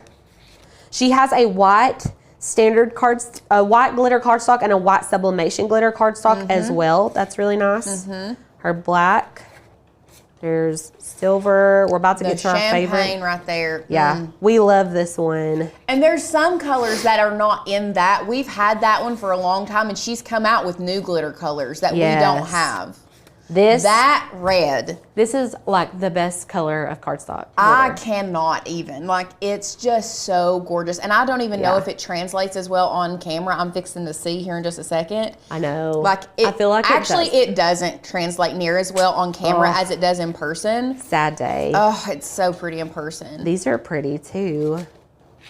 I mean, I just love it. These for fall right here. I think we did something with these orange and brown last year. We did. I think we did a gift card holder maybe. Oh, yeah. Also, sorry, I keep coughing into my mic. Love you, mean it. I'm doing better today than I was. Okay, so I tied our bead onto the bottom here. And I've cut myself a really long string. I would say this is like 20 inches. Way too much, way more than I needed, but it's okay. It doesn't matter. I didn't want to cut too short and then not have enough. You know what I'm saying? And then I've got all my little beads ready to go. We only need one bead on the bottom, and we're gonna start with our biggest snowflake as soon as it's done cutting. Yeah, Lauren knows what she's doing. That's why she won. I mean, listen, I love unique stuff. I personally am obsessed with unique stuff. But in my mind, because it was a challenge, unique stuff doesn't always hit everybody's voting. Lauren knows. She's a true competitor. A true competitor. Okay, so all my little snowflakes are cut. This is how I would remove my snowflakes, okay? You're gonna flip your mat over, and we're gonna let these pop off of the mat, like all of it. Just let it kind of pop off the mat. Don't bend your mat too much or it may snap. These are very delicate. Sometimes taking a Cricut spatula is very helpful for stuff like this to get under the papers. I'm hoping you guys can kind of see what I'm doing here. But we call this going with gravity. And this spatula is really good for getting the stuff off of the mat without you having to pull it, which will cause it to bend, cause it to tear, and all the stuff like that. So, but bending the mat back like this is really helpful too. Okay, and these are little. So I'm gonna, okay. These ones, I'm gonna come from this side and pop these off. This Cricut spatula is like the goat for stuff like this. You can also use tweezers, but be careful not to pull too hard if you're using tweezers. Tamara said, what did you suggest as a stand for the bottom of a standing tree? So Hobby Lobby has, like, if you look in the wood pile section, they have these like little wooden discs. I'm sure. Yeah. I mean, I'm saying that like I know exactly. They do. I don't know exactly. I'm assuming they make like these little wooden discs. They do. I feel like that would be a really good thing to put like some very small gauge wire in. Yeah. And kind of put it in there with some super glue, E6000, whatever, so that it stays standing, and then start building your tree that way. Yeah, for sure. Okay. Like a coaster, yes. Cricut really like set this up nicely for me. So I'm gonna just lay these out in size order so I put them on correctly. Just right here out in front of me. And then it'll be so much easier for me to like know what goes where and know where to start and all that. Cute. This green's gonna be so cute. Okay, so we've got all of our little things. I've got my string and my bead. I'm so sorry. Okay. What are you sorry for? Because I'm like sniffling and coughing. Girly pop, we're all sick. We have all been sick. It's awful. Okay, first snowflake, we're gonna string it on, okay? The bead is going underneath the first snowflake. Just like that, okay? It's gonna look like this from this side, which is actually kind of cute, like that. But we're gonna keep going. We're gonna grab a bead. I've got my beads in my ornament hanger. You can use a bowl for your beads. Listen, whatever's gonna contain the beads. You don't wanna be stressing about no beads. That's right. Ain't nobody got time. I know that's right. Now that song's going to be stuck in my head. Honey, that song has been in my head for the past 30 minutes, and I don't know why. We must have said something. Also, this will get so tangled so fast. Yeah, you do have to be very Mindful, careful, demure. Are we the same person? I knew you were going to say it. I was on to you. I don't know why this string won't go through. Okay, come on, Bobby. Come on through. I'm trying to hold tension on my string beneath it. I like kind of wrapped it up. Okay, we're going to go to the next bead. This is peaceful crafting with Alicia and Lauren, not stress about my string not going. We're not stressing today. We're having peace. We're having joy. We're having love. I love that It energy. might even be easier to just string it on a needle and put it through that way. Gosh, it would be. Would you want me to go grab you You one? know where they're at. I do know where they're at. Okay, we're going to put exactly where they're at. We're going to put the string on a needle and then we'll string the needle through the bead hole because it'll take us way less time. So I'll keep fidgeting until you do that. But I think the string is just getting stuck on the innards of the wooden bead and like it doesn't want to go through. You know what I'm saying? So we are going to readjust. Fishing wire would go through a lot easier too. The thread is getting caught on the wood. Yay. Okay. That's more of like a embroidery needle. It's not as thin as a sewing needle. But it'll work. Yeah, it's fine.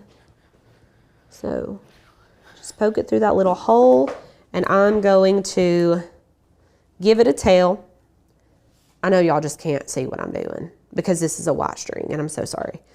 So just string it through. It's going to have a little bit of a tail because I want to keep some tension on that string so I don't keep getting it tangled in my bottom snowflake. And we're just going to pop on this bead. Beautiful. So we have a couple questions. Okay. Carol says, what size are these beads? I would say these are, do we know like 2 millimeter, 1.5 millimeter. They should be linked in the description. And then that should also tell you if you, because we got them off Amazon, correct? Oh Lordy, I don't even know. We usually have a supply of them. I know. So it's like, and like they're all thrown together. Also, someone said, Jen says, I wonder how it would look if you use those flat circular beads that are used for bracelets. So that would be cute. The only thing is you'd have to use quite a few of those. If you wanted separation between your layers of snowflakes, yeah, you would have to use quite a few of those flat beads. But if you wanted them closer together, that would give you the option to kind of adjust the size. For sure. Y'all, this is starting to come together. So let me hold it up. You can see I'm doing a snowflake and a bead and a snowflake and a bead, and we just keep rotating until we get to the top. So super easy once you get going. Obviously, this sewing needle is like helping things tremendously, which is great. We are working our way up. Excuse me. Oh. Oh. What? Why'd you say that? I don't think that the beads that we have linked are the right ones. What are they? 20 millimeter are really big beads. I think this is more like a 6 millimeter bead. I think it's like a 2. There's different sizes. Yeah, okay. So this is going to be, I would go with this one being like the 6 millimeter. For sure. Look in the reviews and see if someone wrote what they ordered and like see if they have their hand in the review photo. And see if there are 2 millimeter beads that are a lot smaller. I swear I think these are like 1.5 or 2, but I'm no bead expert. They may be 2. Okay, so we're getting to the top. I just said when I clicked on it, it automatically went to 20. So just if you're going to purchase from the link down below, make sure you're getting the 6. Yeah. At least the 6, if not smaller. My string came out. Hold on. Please hold. I've got to let it hang so I have tension. Okay, so we're restringing my top. We're restringing my string, my thread, because my top one. Everybody's loving the, yeah, it's definitely not 20. Somebody said, are you sure it's 20? It's definitely not. No, big gigantic. Okay, we're going to pull that through. There we go. And then we got our 2 green beads on the top. Sounds like I said green beans, but I said green beads. It's green beans, girl. Green beans. Everybody's saying they love the green. Okay. Me too. I'm digging it. I'm digging it. Okay, and then you would, if this were me, I would take the left, let me find my words. I would take what's left of this string right here. Let me first of all put this here so you can maybe see better. Can y'all see that better? Yeah, okay. This is how much is left-ish. I'm going to kind of fold it in half, okay? So it looks like this. And then I'm going to cinch it and we're going to tie a knot. Okay.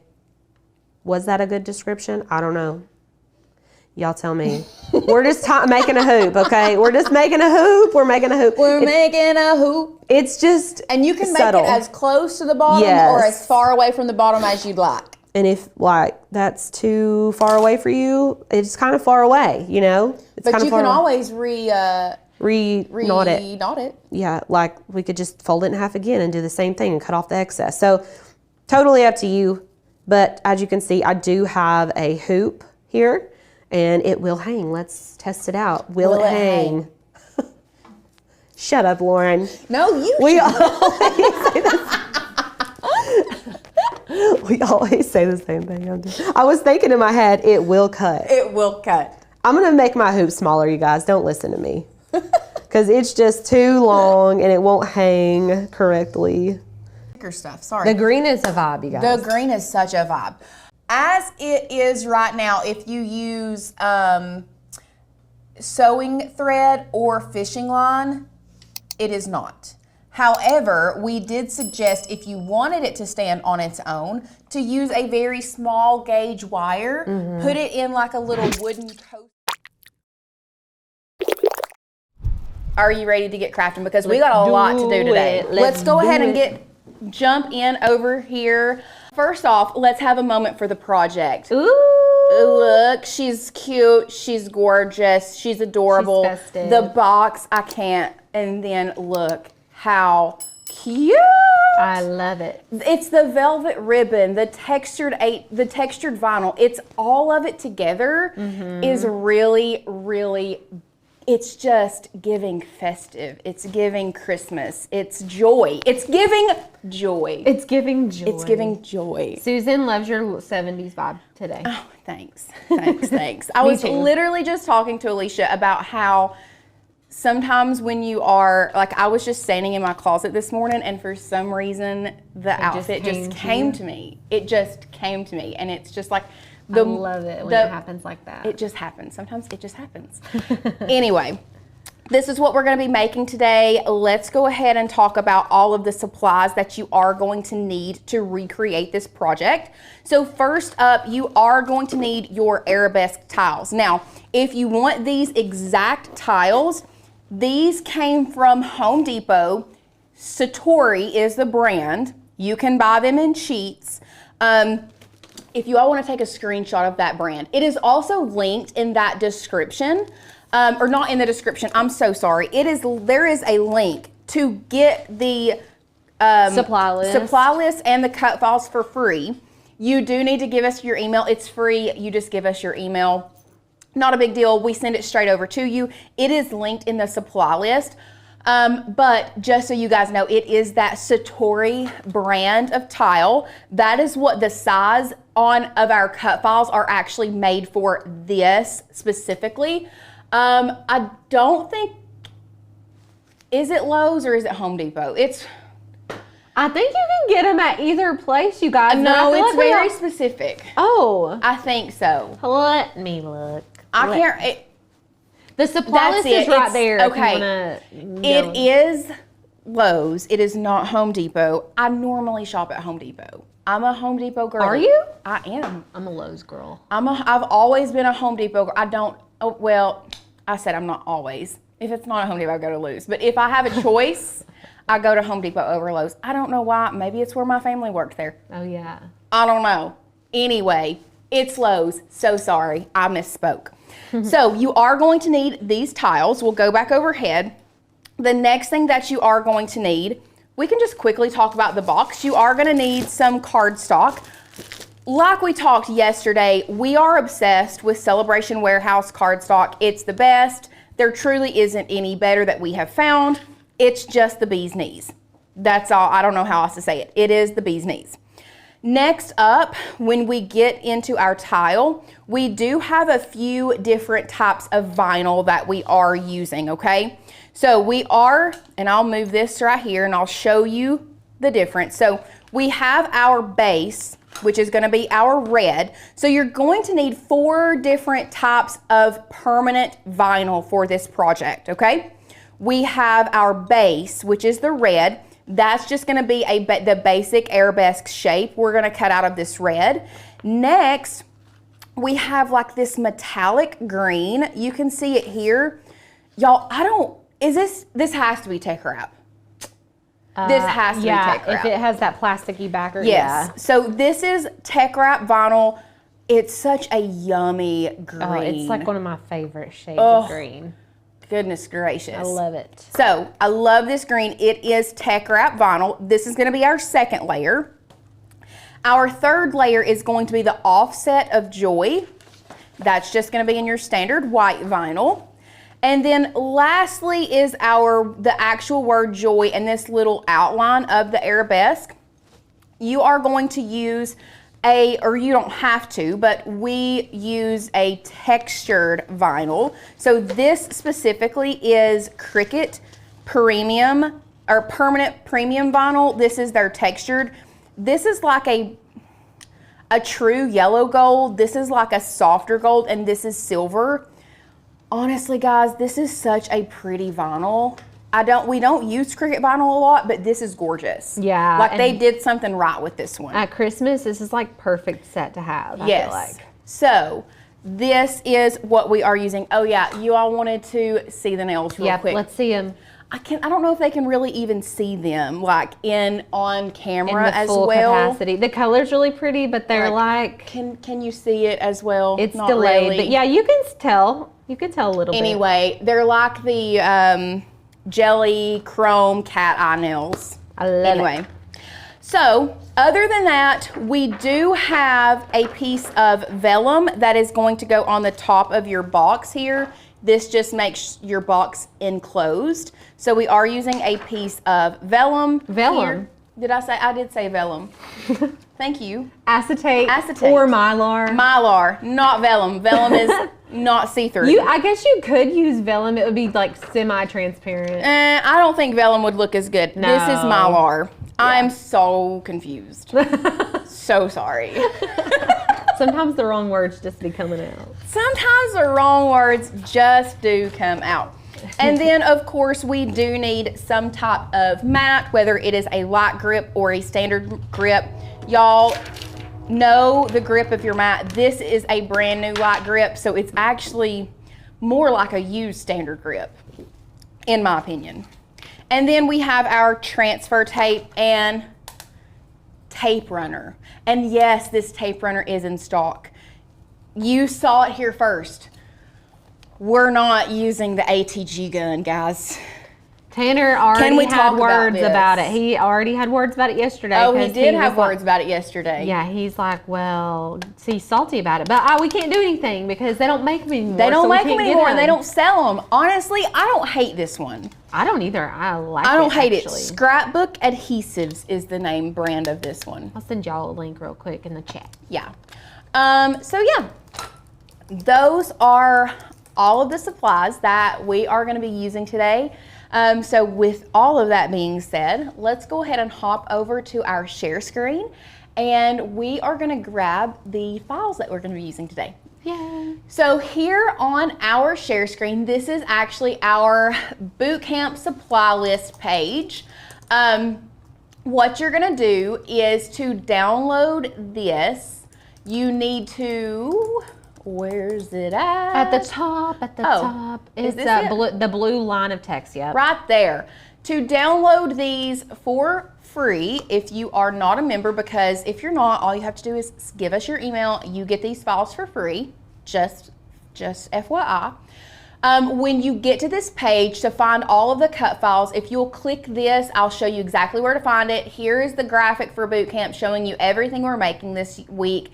Then if you'll scroll down underneath this pink box, there is a line of blue text. If you'll click that, you can see that it downloads. We need to double click that, and now you have a folder, okay? After you see this folder, we're gonna double click this folder, and we have it separated out into days for you. So you don't have to go looking. You have day 1, day 2, day 3, day 4, and day 5. So we are in day 2, so we're gonna double click day 2, and now you can see that we have the arabesque tile ornament. This is the box, and then this is the actual design that we're gonna be making. They are both zipped, so we have to double click them both to unzip them, and you can see they kind of like overlap the zipped file. You can move them around perfectly fine, but now we do have these open, unzipped, and ready to load into Cricut Design Space. So now what we're gonna do is we're just gonna hop over to Design Space. Here you can see we do already have it uploaded, but I'm gonna upload it again for you guys. We'll just go ahead and delete this out and start over completely new so that you know exactly what to do. Once you have unzipped your files, you have opened Cricut Design Space, we're gonna come over here to upload. You're gonna click that upload button, upload image, and now you can either browse or you can pull in your Finder. So let me show you both. Here I'm gonna pull up my Finder in front of the Cricut window, and you can see we have a lot of things open right here. So I'm just gonna, a lot of these Finder windows open.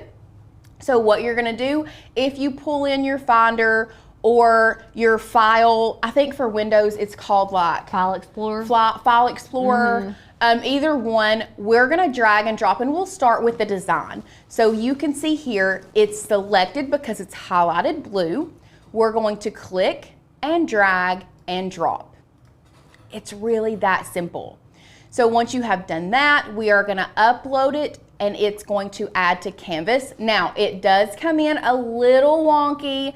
Do not fear, that's fine, because what we can do is we can take this layer and just move it over, and look, it's back to normal.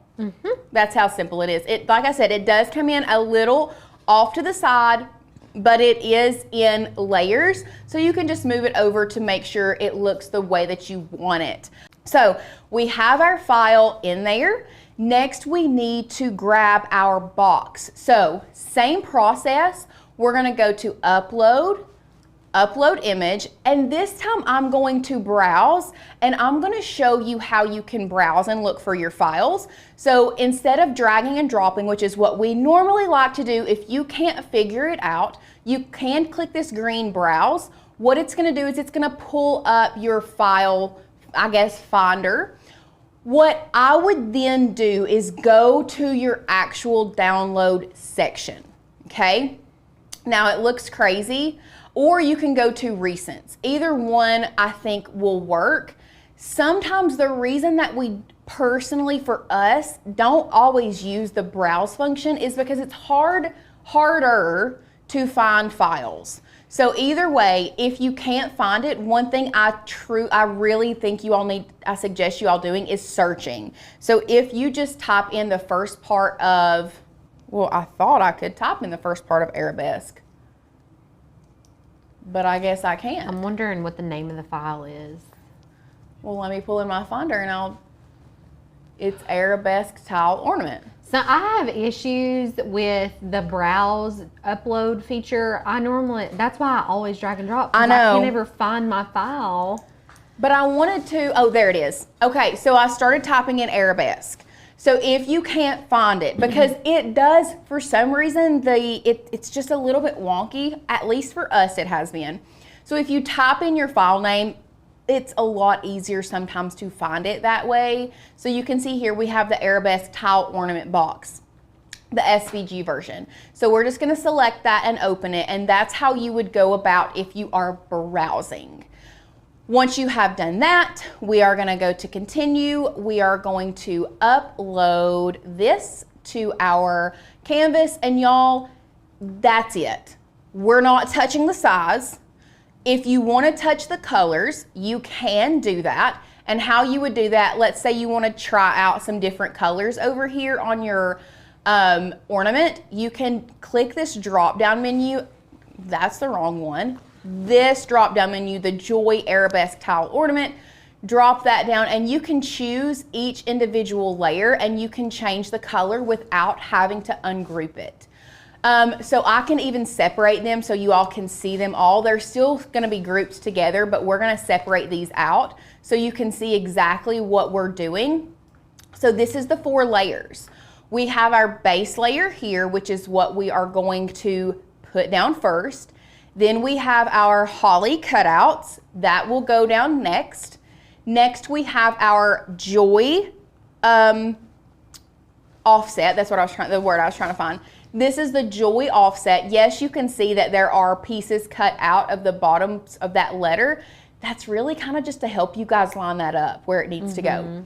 So that is the offset. That is the 3rd layer that we're going to be laying on our arabesque tile ornament. And then finally we have this is, I don't know if this is more intricate or if that's more intricate, but look, because like, it's like intricate in different ways. It's so intricate in different ways. Like this is going to hold together better than this is going to hold together because it's so thin, but this is going to be our top layer, which is the textured vinyl. Now, I said we were ready to go, but there is one other thing that you do need to complete before we go forward with this project, and that is turning these lines into score lines. That is one thing that I did forget to mention in our materials, is that you are going to need either a scoring stylus or a scoring wheel. Either one of those will work depending on what machine you have, but you are going to need to score this to make sure you get the lines correct on this box when we go to fold it. So what it is now, when you drop down this menu right here, you can see that we still have 2 more drop down menus. So let me close that one out. And that is, this is going to be the bottom of the box. This is the top of the box. So they are grouped together, and when you drop both of those down, you can see these lines. So these lines, for example, and I wish I could zoom in on Design Space so you all could see this better. I don't like moving and messing with these, and really I don't like ungrouping. I only like working with my drop down menu and selecting my layers from this without moving anything, because when you move something on a file that is made for you to upload and cut, you can get your sizes off, okay? So yes, Kara, you can score on the Air 2, perfectly fine. Kathy, the box size, I don't know the exact dimensions. I can tell you the dimensions of this box, but you do not need to resize this file if you want this size. So this box is 3.5 by 3.5.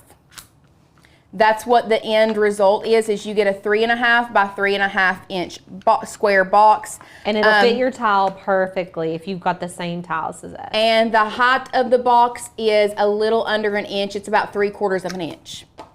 But like I said, this file, if you resize it, you're gonna make it, it'll get bigger, and it's gonna be too big for the tile if this is what you're making it for. Now you can take this and make it larger and make a bigger box if you wanna make it for something else, but for this specific project, we are leaving it as is. So, back to turning these lines from basic cut into score lines. The way that we know these are basic cut lines are a couple different ways. One, you can see underneath here, it says basic cut. The other way we know that it is a basic cut is because these lines are solid. These are solid lines. We do not want them to be solid lines. We want them to be dashed lines. So, how do you create a dashed line or a score line? You are going to select the layer on the right-hand side of your layers panel. You are going to select the one that is the lines.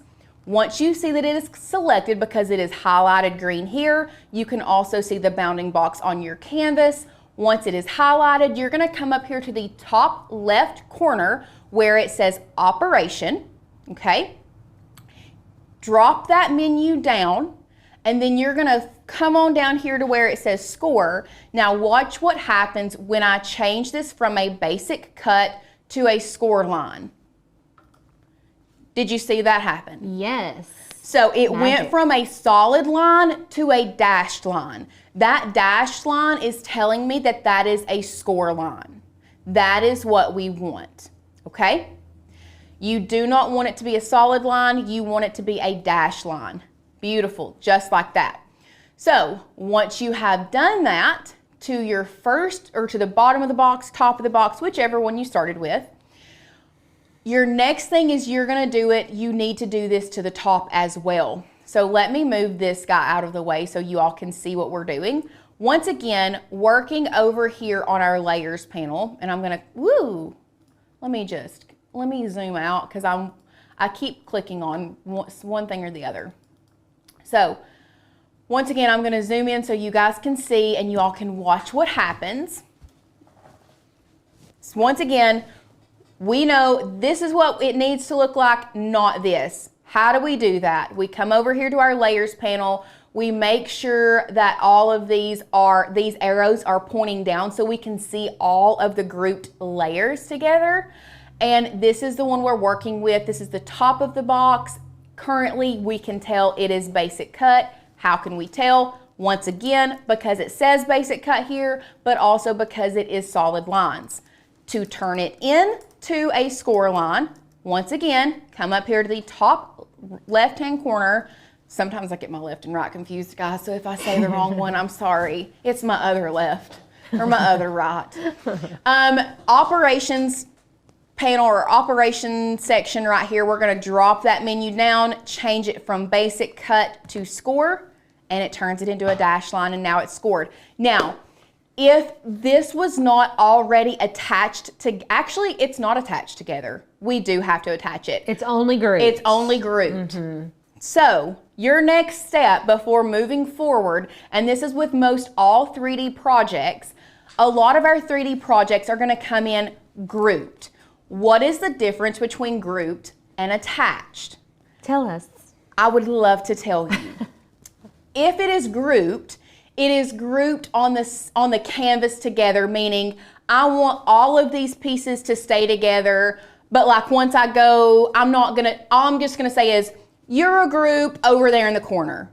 You can stand wherever you want. You can stand wherever you want, but you're gonna go over there and stand with these other people. However, when we attach it, the way that I like to explain this to people is we're putting a permanent fixture, like we're fixing them together, but it's kind of like semi-permanently. Very similar to a paper clip. Down here at the bottom, that's why they use the paper clip icon for attach, because it is kind of like semi-permanent. You can take a paper clip off, you can put it back on. It's not as permanent as a staple. A staple, you have to rip it. Right. You know? Yeah. So that's why attach is, a paper clip is used, because we're just gonna, boop, I just wanna boop them together. I shouldn't have done that though. Shouldn't have done that. And it when everything changes colors like that, it's because everything's already grouped all together, and so it thinks you're attaching everything. Right. So what you have to do once you have changed these lines, we're gonna come up here to the top where it says ungroup. We're gonna ungroup them. Okay. Now it doesn't look any different. Nothing looks different. But we now have, these are all still kind of like separate. So once again, we're gonna select these two together and we're gonna attach them together. Once it doesn't look like anything changed, but you can see that it has attached that together. If you want to, you can rename that attachment to box lid. Now we know we have attached the lid together. Next, we need to attach the base score line with the base. So how I'm going to select that, there's a couple different ways you can select it, okay? You can drag and drop that way. The only problem is it's going to go ahead and select multiple ones. And actually this one we need to ungroup another time. That needed to be ungrouped twice. So you can drag and drop the area that you want here attached, or you can work from your layers panel here and you can click the base, hold your shift key down, and select the score lines as well. Now, because they are both highlighted green, you can see that they are both selected, and we're just gonna boop, attach them together. Now we can rename this one as box bottom. I don't know, box base. Box bottom. Box base. Beautiful. So now we have our base of our box attached with the score lines, the top of the box attached with score lines. This guy here that is white colored is going to represent your Mylar or your clear film, and then this is going to be just a different piece that you can cut out of like textured cardstock, glitter cardstock, whatever. Whatever as just like fun pop. Yeah, it's like a base of your box. And we'll go ahead and I'll show you what I mean. So you can see we've put a piece of like decorative paper inside, and it just kind of elevates it. It's just not a white box all the way through. Right. So that's what that green layer is for, is just for the base. The white layer is going to be the clear for the top of the lid. Love it. Okay.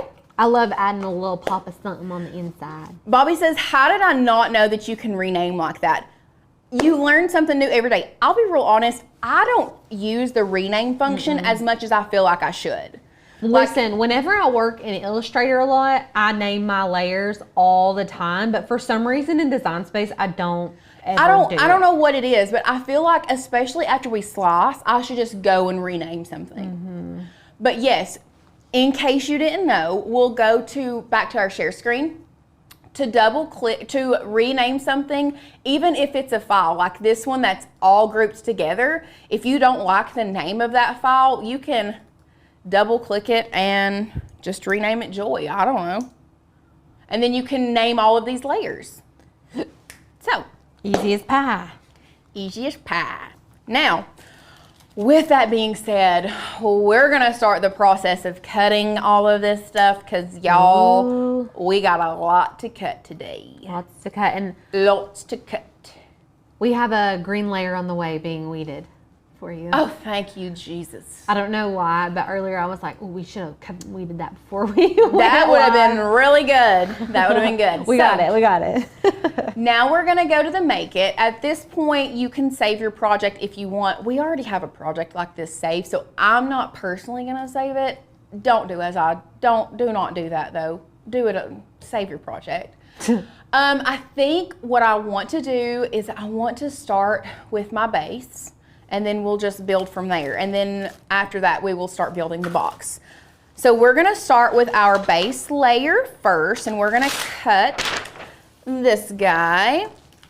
Let me kind of get my stuff organized here real quick.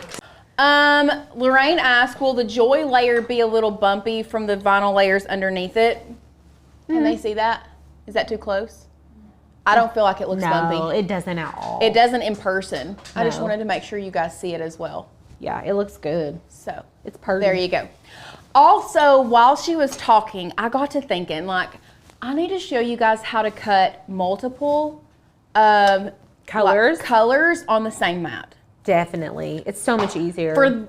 Especially for a project like this. Like, Yeah. if I didn't have a green layer already being cut and weeded, I would put my green in the bottom as well.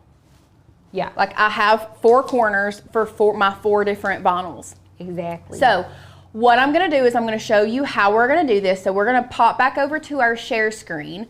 So I have my red, and we'll go to our overhead, you can see where I have my colors. I have my red in the top right, my gold in the top, you see what my top right, my other right.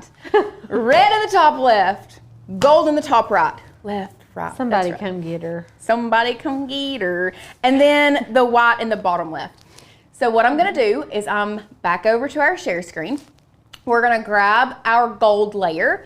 I'm gonna click these 3 dots, move object, and we're gonna move it to this red mat. Not the bright red. The bright red is gonna be our box. This kind of like good, like juicy red. We're gonna move it here. Now it's gonna come in behind it and it's gonna turn it red, but y'all don't worry. We still want our base red layer in the top left, Goldie over here in the top right. Now we're gonna come here to where it says joy. This is our white layer. 3 dots, once again, click that, move object, move it to this mat and continue. Same thing, it's gonna turn it red, but we're gonna pull it down here to the bottom because that's where our white is on our mat.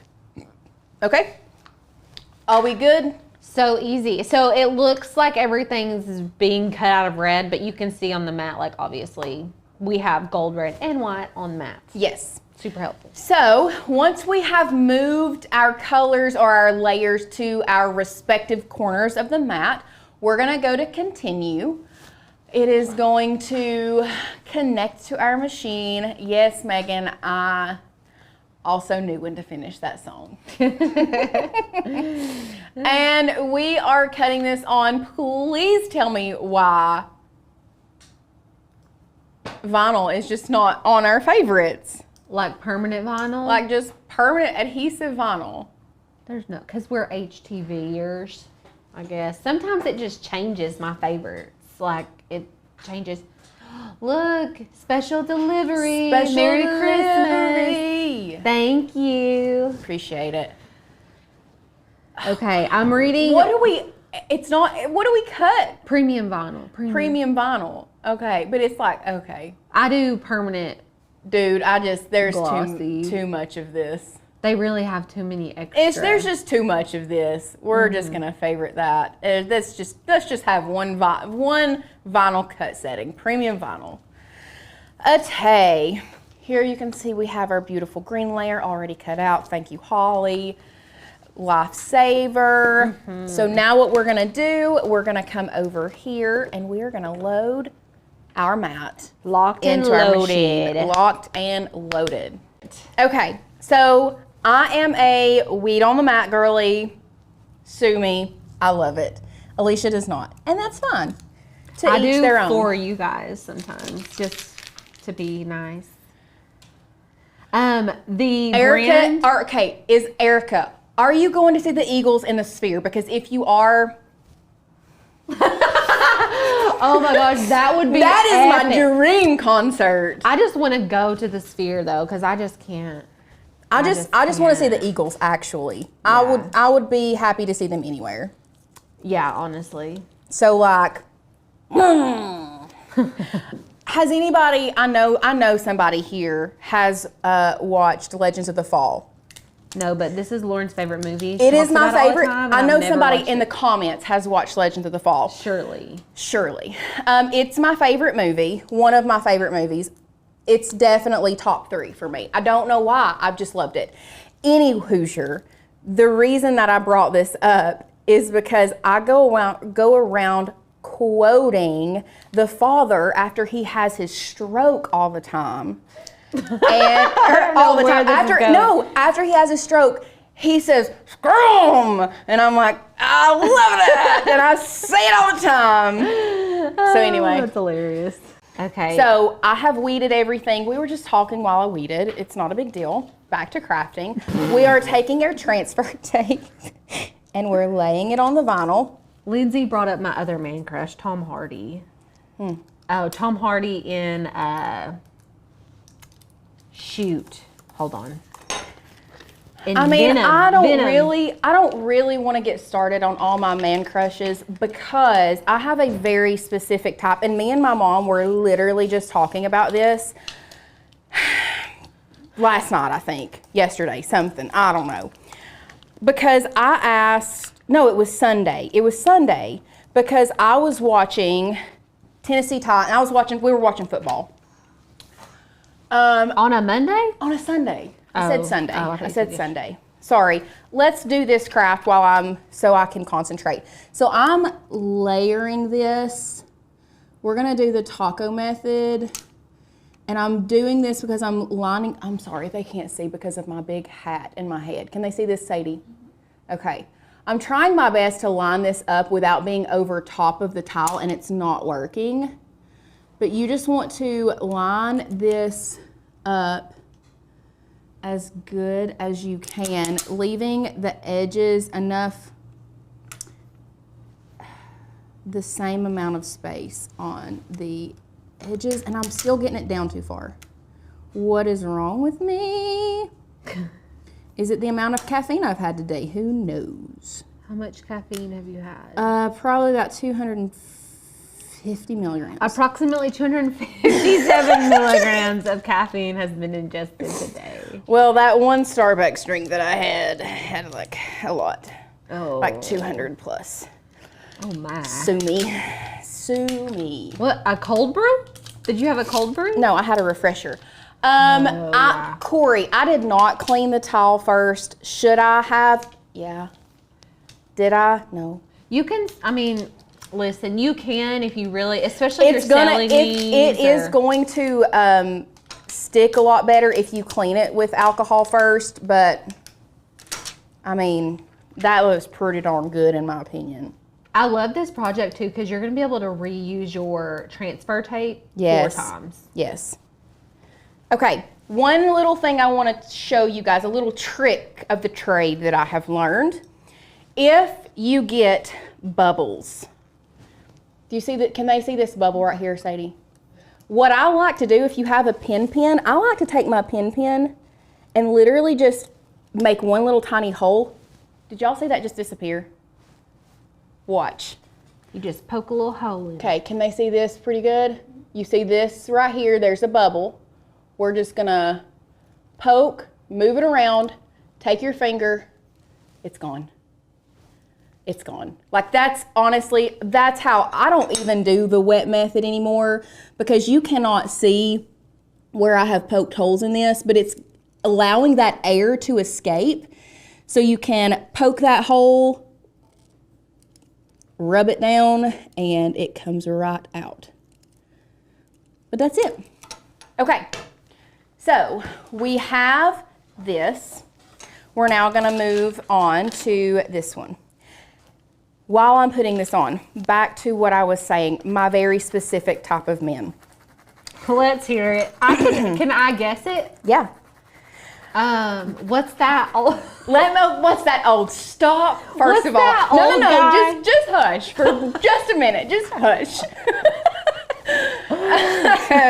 Because when I say this, you all are gonna be like, "Dang, Okay. she really does have daddy issues." I mean, I'm part of the Dead Dads Club. What can I say? Anyway, I'm not allowed to laugh at that joke, but it's always funny when you say it. if you don't have humor about stuff, what do you have? What do you have? Nothing. Exactly. Well, I was watching the football game. First of all, the Titans are terrible this year. And I was like, I couldn't remember the guy's name who used to coach. And I was asking Mom, and I was like, I remember him being like pretty good looking back in the day. It was Jeff Fisher.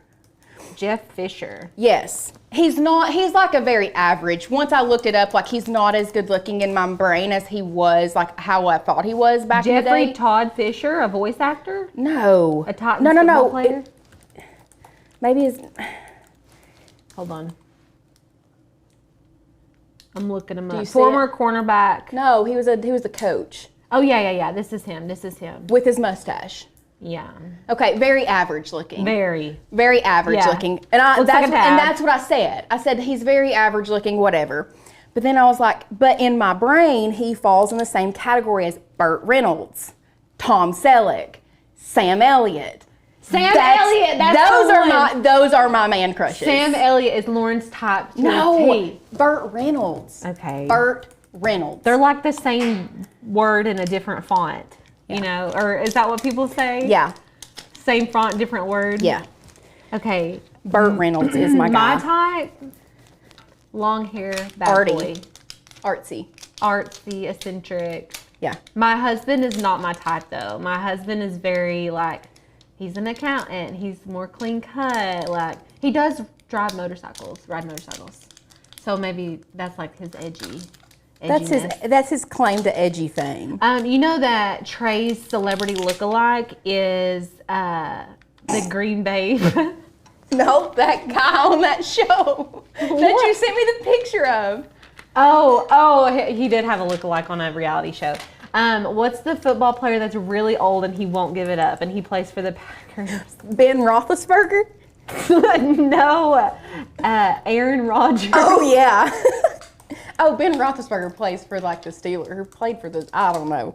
Y'all, I'm not a big if you football know what my girl. husband looks like, Aaron Rodgers looks like my husband in like 10 or 15 years, in my opinion. Everybody's saying Sam Elliott could speak sweet nothings. He absolutely could. 100%. I mean, I don't care. He is a good-looking man. I think it's his voice and like his charisma. Jamie says you do have daddy issues. I can't help it. If it puts in perspective, me and Lauren are the same age, and she has a crush on Sam Older Elliott and men. Burt Reynolds. Yeah. Okay, let's go back to back to our craft. When you are adding, so we've added our green layer. You can see I've just lined it up with the red. When you're adding your offset, this is gonna be our third layer that we add. Line it up to the bottom corners. That way you can get the perfect alignment just like this. And that it's so much easier to line up those bottom corners first. And then we're gonna press this on and make sure that it goes on really well.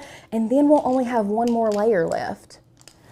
And then we'll just add our little hanger and we'll cut, I guess I could be cutting the, after I get this on, I'm gonna load the mat and we're gonna cut the box while I'm adding this last layer. So here, there's our offset. I'm saving my transfer tape here. I'm gonna bring my mat in and I'm going to go ahead and add my paper. And we are going to start cutting the box. Now, our original box is in white. We're gonna make a black one today. I figured it'd be easier for y'all to see it. Yeah, this black is definitely gonna be easier for you guys to see on the camera. So I'm just gonna make sure that I burnish this down really well. Beautiful. We'll go back to our share screen. We're gonna go to the layer that is the red layer down here, where it says score and basic cut.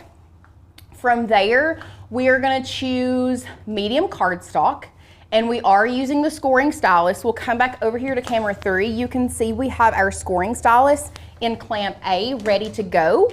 So what we are going to do now is we are going to load our mat, and then we'll hop back. I was gonna say we're gonna hop back over to share screen, but we're not. We're just gonna wait just a second. I mean, you could have done that. You could have added this to the offset. That would have worked. I just went ahead and did it because we do have these cutouts on the bottom of Joy, so I know exactly where it's supposed to go. So that's why with this project, it's okay to do it that way instead of, and I'm gonna burnish this one from the back because it is textured vinyl, and I'm afraid that it's gonna maybe be a little bit harder to stick to this. Okay, not as bad as I thought. Oh, it came right off. I know. I was actually wondering if it would stick. Now, y'all, I did lose the dot to my J. I'm gonna have to recut that. But once again, I'm gonna line up these bottom corners like this, and y'all, look how perfectly that goes on. I mean, I'm a little off over here, but like I'm more worried about the center than I am the outside edges, and that's what you need to be as well. You need to be worried more about the center instead of the offside edges, and making sure that these offside edges get stuck down before you even attempt to take your transfer tape off. And this might be one where, okay, I'm so glad that we did this. You want to reuse this transfer tape, because had we used this transfer tape the first time, pulling it off of the backer like we did with the red, it would have been so hard to have gotten this little teeny gold off of there, and I'm afraid that it would have ripped it. But because we have used this 4 different times now, look how easy this comes off of that vinyl without even ripping it. Oh, that's nice. You know what I mean? Yeah. So reusing your transfer tape really, really does the trick. I think it really helps. You know what Now, I'm gonna do? Cut out a J I'm dot. gonna use my True Control knife, and I'm gonna cut out a little circle. Now, if you guys are using a different size tile, you're just gonna wanna make sure to measure from the top, very top of the tile to the very bottom. Make sure that your shape is locked so it keeps its proportions, and you can put in the measurement into the height, okay? And that way you can get the exact size that you need for this project. because ours is measured, we don't have to adjust it at all. Ours is measured exactly to this specific tile, but I know a lot of you all aren't gonna be able to find it as easy, so. This may not look good, but we're gonna try it. Sometimes you just gotta do it. It'd be cute to have a little jewel there, a little sparkly jewel. I mean, it doesn't look that great, but you know what? It looks better than that white did. It looks better than the white. It still don't look great, but it's okay. So we have our ornament. Beautiful. We're gonna lay this guy over to the side. Is your hot glue gun on? It is. I turned it on. I was gonna remind you. Thank y'all. Thank y'all. So this is gonna be the top and the bottom of our box. I am going to unload this from the mat. When we are working with paper, we love to turn our mat upside down and unload it this way. That way it doesn't bend our paper as much. So you no longer need this piece. We're gonna toss that out. And now we're gonna bring in our Mylar. Go ahead and add this to our mat so we can cut this while we start assembling our box. One thing you do need to be very careful with is when you are using Mylar, you can use a burnishing tool. I would do it from the back, burnish from the back, because you don't want to scratch up that Mylar. So if you have a brayer, we have two, I just don't know where they're at now. If you have a brayer, use a brayer. It just rolls it on there, it's great. If you don't and you just have a burnishing tool, flip your mat upside down and burnish from the back. That way you do not scratch your Mylar, okay? So once we've done that, we're gonna come back over to Design Space. We're gonna browse all material. We're gonna type in Mylar, if I can find my thing. You can put something on the back of these tiles. You can do cardstock, felt. I wouldn't recommend vinyl because it's like, I think the best that I have seen, the prettiest one I have seen is when people add felt to the back of it. I agree. It looks the most finished. I love when the felt is added, but I would add the felt after you add like your hanger. Clearly you can see we don't have anything on the back of it. It does look a little unfinished, but the way that this is hanging and the way that we have this ribbon on here, and I'll show you how we do it. If you put that on your tree, we'll go to 1. It really doesn't even give it a chance to turn. You know what I mean? It just hangs straight. It holds it forward and it hangs straight. So if you have this on a tree, you can see like even when I'm turning it, like I'm having to physically move it and it turns your ribbon, but like it's going to hang straight, okay? So go ahead and press play on that. And we are going to start assembling our box. Can they see these score lines-ish? Okay, so what you want to do, this is what I have found with this box specifically. I like folding this second line first. So we're gonna fold this up like this, and we're just gonna keep moving around, folding that second line up first,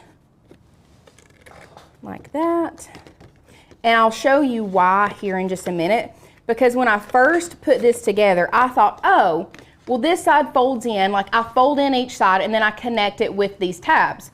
That is how it works, but I want to show you why that we're folding this bottom first before folding the top, because it kind of just makes it look a little bit more finished when you do it this way.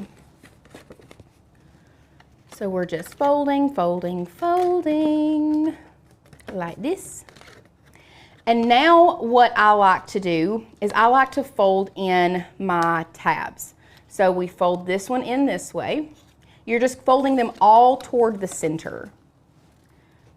It really is, we're just folding everything toward the center. And now what we can do is I like to add the glue here and here. That way I can put these tabs on, and I'm gonna do a glue strip all the way across, because once I put those tabs on, I'm then gonna fold this top one over the tabs so that you don't see the tabs. Does that make sense? Mm-hmm. Okay, so what we're doing, the sides that the tabs are not on the bottom half, so you can see here, there's clearly bottom, and then this top one also is gonna fold in, and I'll show you where. You just need to remember, everything is folding in. Everything is folding in. Folding in, folding in, folding in, okay? So you can go ahead and pre-fold these if you want to. It's not necessary, you can do it closer to time, but we'll just go ahead for the sake of this and I'll show you exactly how everything folds. We'll just go ahead and fold everything toward the center like this, but we still want it to be out because we're not ready to use it just yet. Beautiful. So on this first section of the sides that do not have the tabs, we're going to take our tape runner and we're going to run it along that bottom portion like that. Okay? You see that? Now, once you have done that, we're going to bring our sides in like this. And this is why I personally probably wouldn't fold these sides just yet. We're going to pull in our tabs in. We're going to line them up. And we're going to press that down. So we're lining up, making them even, pressing that down, lining it up, making it even, pressing it down, lining this up, making that even, pressing it down. Now you can see that we still have tape, so we're just gonna fold these other sides in here, and that where it was, I had tape all the way across this side and this side, it stays down perfectly. Now all we have to do is add tape. You can either add it to the inside of the box or to this top tab, either one. Now it does make it a little harder now that we have put this box together. I will say that. It makes it a little harder to add your tape, but it's perfectly fine. We just need a little bit. It doesn't need to be anything crazy. And we're just gonna fold this guy down right here, make sure that it gets secured down really well, and then fold this other guy down, and you have the base of your box. Now, you can see the difference in the base when we're looking at this box versus the white, and that's why we like to add just a little bit of flair, just a little bit of flair to the inside. So what I'm gonna do now, before we start building the top, I'm gonna take my Mylar off. Bethany was asking any tips for cutting felt on the Cricut. She tried to add felt to the back of her tile last year, but the Maker 3 couldn't cut it. And my best advice is to get a rotary cutter. If you were trying to cut it with a fine point blade, that's probably not gonna work great. Also, Benzie felt. Benzie felt, rotary cutter, chef's kiss. You'll be able to cut it every single time. Also, this was an instance where I should have checked my cut before I took it off, and I didn't. So that's on me. I always have to, even on the Mylar setting, I always end up having to run it through like 2 or 3 times. So I did take my True Control knife and just run along that edge. Not a big deal. Excuse me. We're gonna take this off, and we're just gonna add in this decorative cardstock. This is so pretty. Yeah, it is. It's very I think cute. that's beautiful. I'm gonna drop the tape runner link again for those of you all that are asking. It's $19 right now, so it's not too bad. And then we're gonna go back to our share screen. We're just choosing this green layer that was part of the box. Medium cardstock, and then we will press play. So the top of the box is kind of the same concept, except I think I would go ahead and add my Mylar first before I start assembling the box, just because it's gonna, you have more wiggle room here and you can line it up a lot better. I would not put tape on the Mylar. I would put the tape on the box. And I think, it really doesn't matter what side. We can use both sides. So, but I do think I want to do it on this side so I can see my score lines on the outside a little bit better when I'm folding it in. Actually, no, I lied. I want to do it on this side so I know where to line it up.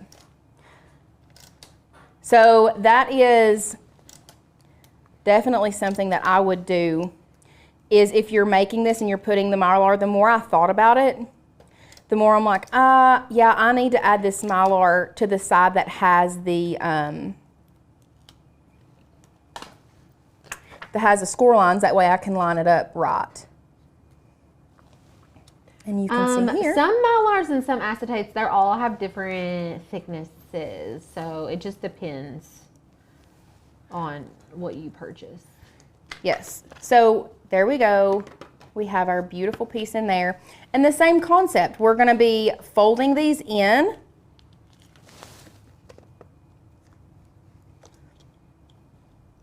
Folding these edges in all across here.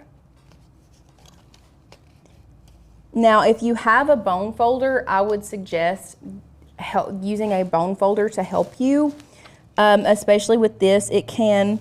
I used a credit or a gift card yesterday. Oh yeah, I need to check and see if there's anything on that gift card. So that's your gift card. From last Christmas. Last Christmas, I gave you my heart. You're welcome for that. You're welcome. Are you excited as excited as me for Moana 2? Yes. Okay. Cool. You know I am. I've been watching Moana 1 for like 2 years straight. I'm like, please God. Please God. 2. We need a sequel. Send help. Okay. So what I'm going to do now, same thing. I'm actually going to go ahead and add tape here because that's going to be folded down here on the bottom side. And I think from my past making the bottom of the box, I think I want to go ahead and add tape to the top just to see how well it does. That way I'm not trying to like finagle my way through. Does that make sense? Mm-hmm. So now we're going to fold this in. We're going to make sure that our tabbies are folded toward the center.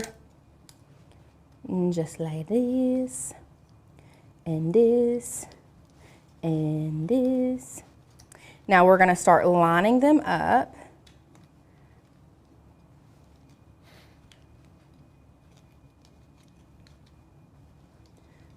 Does anybody have any questions so far? We're talking about how obsessed we are with the song Last Christmas. And Cheryl says she uses the clear removable easy liner from Walmart most of the time for transfer tape. That's a good little hack for you. Mm-hmm. I don't know when the second Moana is coming out. November. This like, November? Yeah, it's like I thought. Like this month? I thought it was like around Thanksgiving. Please hold. Moana 2 release date. I just went to the movies recently. What did I see? Beetlejuice. Beetlejuice. Yeah.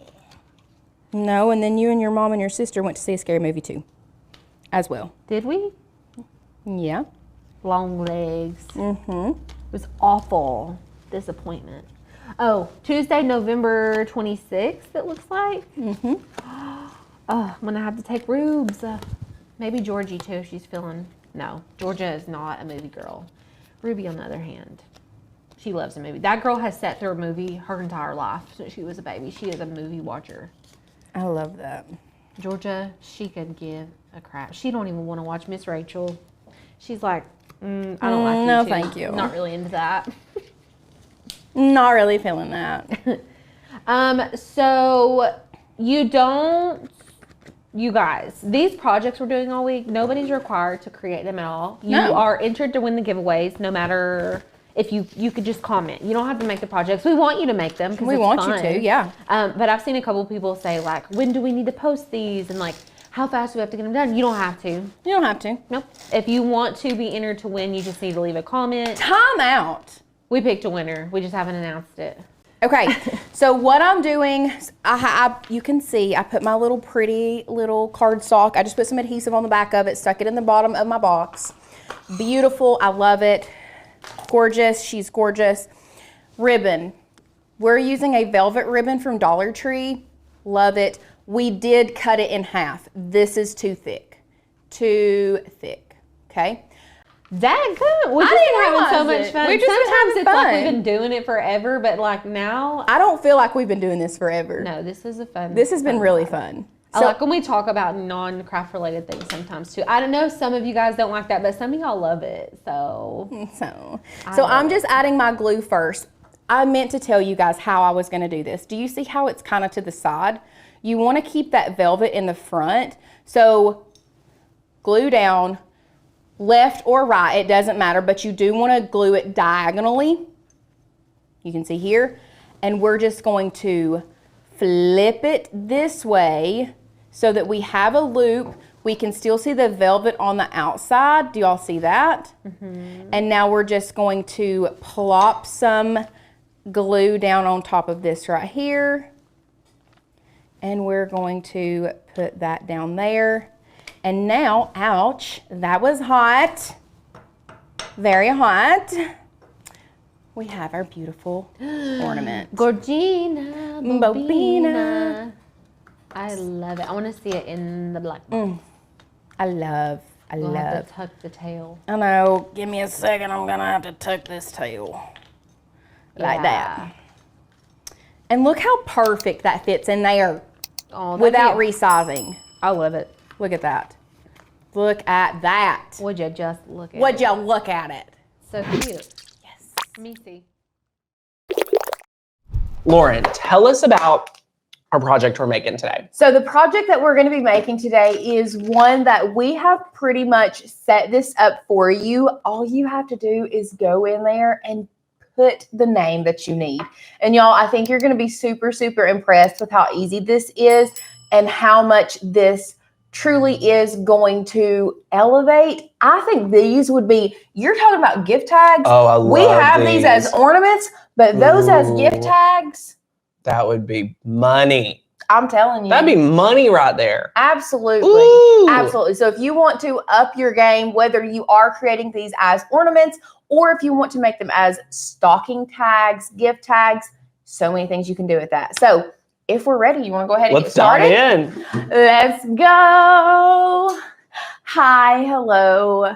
I still, just So to let glad everyone know, you're we here. are a little flustered today. We still are a little bit. And I think it's important, like when you're on a live show, the energy matters so much. It really does. So I just want to let you guys know, again, so sorry. Thank you guys for being so faithful and patient with us. We're so excited. So we're going to have so much fun forgetting about all of that. And I am just so thrilled. This is, show this overhead. Like, yeah, let's go guys, overhead and look at this. I keep thinking this project is made out of wood and like it's so elaborate. Nope. It's not. It's just white Yes. white and brown cardstock. And really, you can do this with any colors that you want. You could even make the face all of like the carrot nose. You could do orange. You could do the toboggan. We are going to do it a little bit more simple today and just do one color. I really love this neutral looking snowman.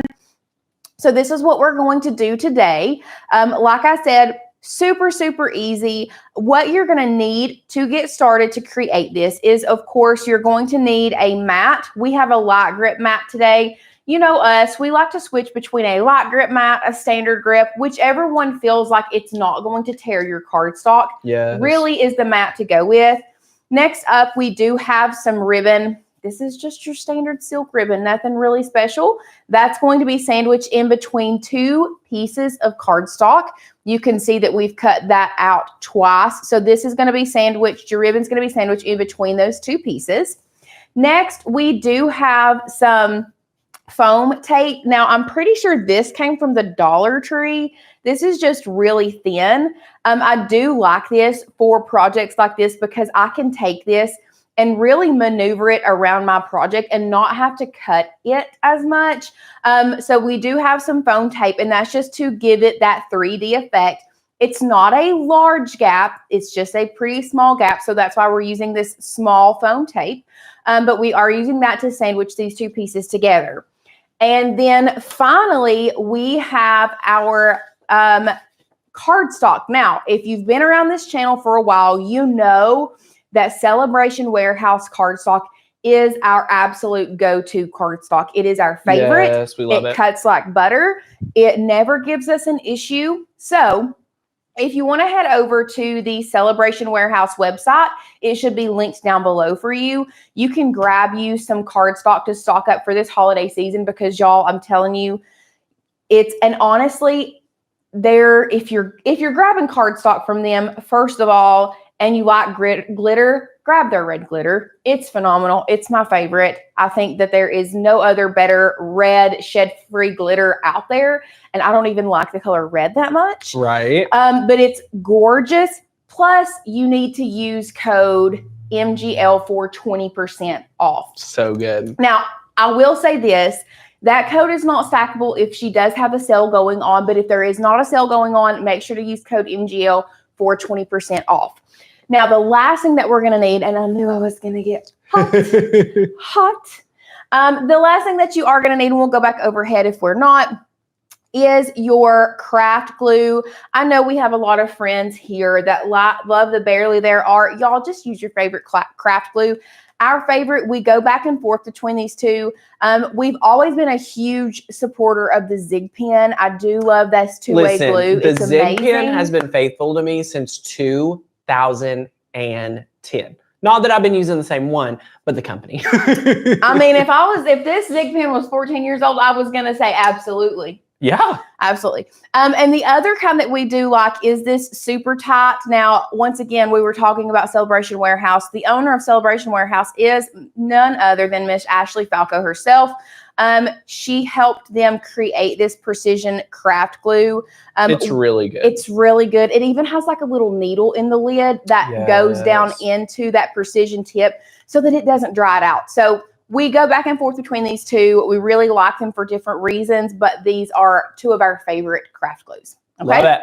So with all of that being said, guys, that is all of the materials that we're going to need to make our name snowman today.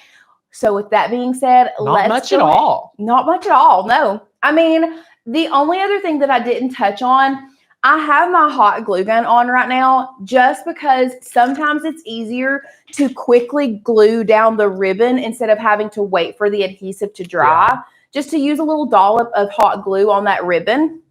That's the only other thing that you might need. But as a crafter, I really hope you have a hot glue gun at home. I mean, if you don't have a hot glue gun at home as a crafter, then grab you a Sure Bonder. So fun. Now, let's go ahead and hop over to the share screen, and we are going to start building this. So we are here in Cricut Design Space, but before we start doing anything, I'm going to hop over to the Makers Gonna Learn website. And if you are looking for this specific file, you are going to be able to find it in the description of this video. But if you are a member and you don't see it, you can always search Snowman Name Ornament. This is the one that we're going to be using today. So what we need to do is we are going to download that. That's going to download in a zip file that we're going to double click to make sure we unzip it. Beautiful. And then we're also going to come back to Makers Gonna Learn because I love to grab all of the elements that I plan on using and go ahead and get those downloaded and ready to go. So I'm not going back and forth between Design Space and the website. So I'm just going to go ahead. The font that we are using today, if you want to make yours just like ours, is Queens from our website. Now, to download that font, you will click this download icon. I love this font just because it is thick. Yep. It's pretty whimsical. Yep. I love it. It's not as blocky. We were going for, and that's the thing with this project. If you don't like the font Queens, that's perfectly fine. Use your favorite. But use your favorite font, but we want a thick font. We want one that's really thick. It's like Wren, Whitlock, those are not going to work. And honestly, I don't know that I wouldn't go with, I wish we had like a thick font section. Annabelle would be a good one. I love it. Annabelle would be good. I mean, Starshine is thick, but like, I don't know that it fits the vibe for this. Mangoes in all caps, that looks pretty thin. You kind of want one that's thick all the way through. So just Cosmos would be a good one in all caps, probably. And you are going to want to find a printed font, not a script font for this. Yes. Okay? Love it. So once we have grabbed our font, I did hit download. I'm going to pop my Finder back into view. because to download this so that you can use it in Cricut Design Space, if you weren't aware, you do have to double click that font once you have downloaded it. If you are on a Windows computer, it's going to be found in your character map. If you are on a Mac, it is going to be your font book. So you are going to, either way, you're going to click install font. What that's going to do is it's going to install it on your computer. Now, just because it's on your computer doesn't necessarily... Lauren, I think you're going really fast. So let's just slow down a little bit. Oh. I don't know if we're still energy from the live. I want you to feel really good. Okay. I just want to make sure we're not rushed. No, I don't feel rushed. Good time. I was just going through it. Love it. Okay. Just want to make sure we're feeling good. No, I'm feeling great. I'm just a little bit hot, but I'm feeling great. Maybe I feel rushed. I don't know about you. Checking in, making sure we're all good. I love it. Okay. This one's a really fun one. Okay. So we've downloaded it on our computer. Now let's go back over to Cricut Design Space, because once you download it on your computer, Cricut doesn't necessarily know that it's there yet. So what you have to do, and there's a good chance that we have Queens downloaded, but let me just double check, because if we don't, I want to show you what this does. Okay, so we don't have Queens downloaded. Perfect, perfect. So you can see here, I have my text box. If I come over here to my font and I go to System and I type in Queens, there is no fonts that are showing up, right? So I know that I've downloaded it on my computer, because when I bring my font book back up, it says Queens and there it is. So what you have to do is you have to allow Cricut and your computer to communicate with each other. So what we're going to do now is, if you will click View and Reload. Now, if you're working on something, save it. Do not go to reload if you haven't saved your project. Because it wouldn't save it. Because it would not save it.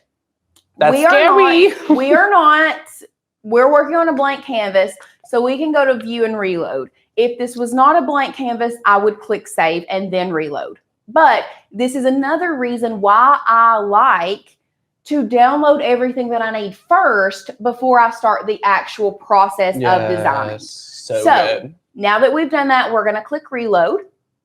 It's going to take a minute. See, it's going to prompt you to save it. I would save it anyway. I don't need to save it, so I'm just going to click Replace. So awesome. So we're coming back over here to Design Space, and we're going to go back. Remember, we were talking about the font Queens. We didn't have it on our in Design Space yet. We had downloaded it on our computer, but not onto Design Space. So, and I showed you that it wasn't there. So when we come over here to our font, we go to our system fonts, and now when we type in Queens, look what pops up. Boom. Beautiful. That's it. Ta-da! Yay! That's it. So now we have our font ready. Now we need to upload our snowman. So what we're going to do, over here on the left-hand side at the very bottom, you're going to see the upload icon. We're going to click that. We're going to click upload image. And from here, you can either browse, or my favorite is to drag and drop what I need. So I brought in my Finder here. I can now drag and drop that there. And my snowman will be uploaded onto my canvas beautifully. Look how beautiful. Woohoo! So it comes in pre-sized for the size that we have made. If you want to keep it that size, you can. If you want to make it larger or smaller, you can do that as well. But one thing I do want to show you guys is over here on the layers panel. When we click this arrow, we want to look at all of these different layers, right? So we have our basic shape layer here. We have our decorative pieces like the eyes, the nose, the mouth, the scarf, the buttons, all there. And then we have the bottom piece separate. Now, you might be asking, Lauren, why is the bottom piece separate? Well, the reason that we decided to keep the bottom piece separate is that way you had the option to either move this bottom piece up, just like this. Can y'all see it moving? or Yes. down, depending on how tall or how long the name is. Love it. Okay. So if you have a long name so give me Nathaniel, and let's actually do. This is such a fun part of the process. I have a few questions I want to clarify before we dive into this. Is the best part of the training, y'all. I don't want you to miss out.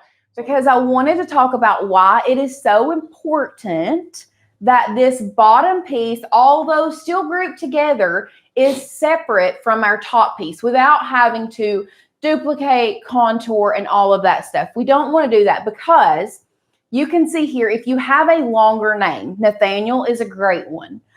If I keep it to this size, my N and my L and part of my E are over here, not even with the snowman. So like I can't size it up any further to touch the top and the bottom, which is the key in this project, is that your name touches the top and the bottom. But you can see that when I size that name up, I have lots and lots of letters hanging off the side.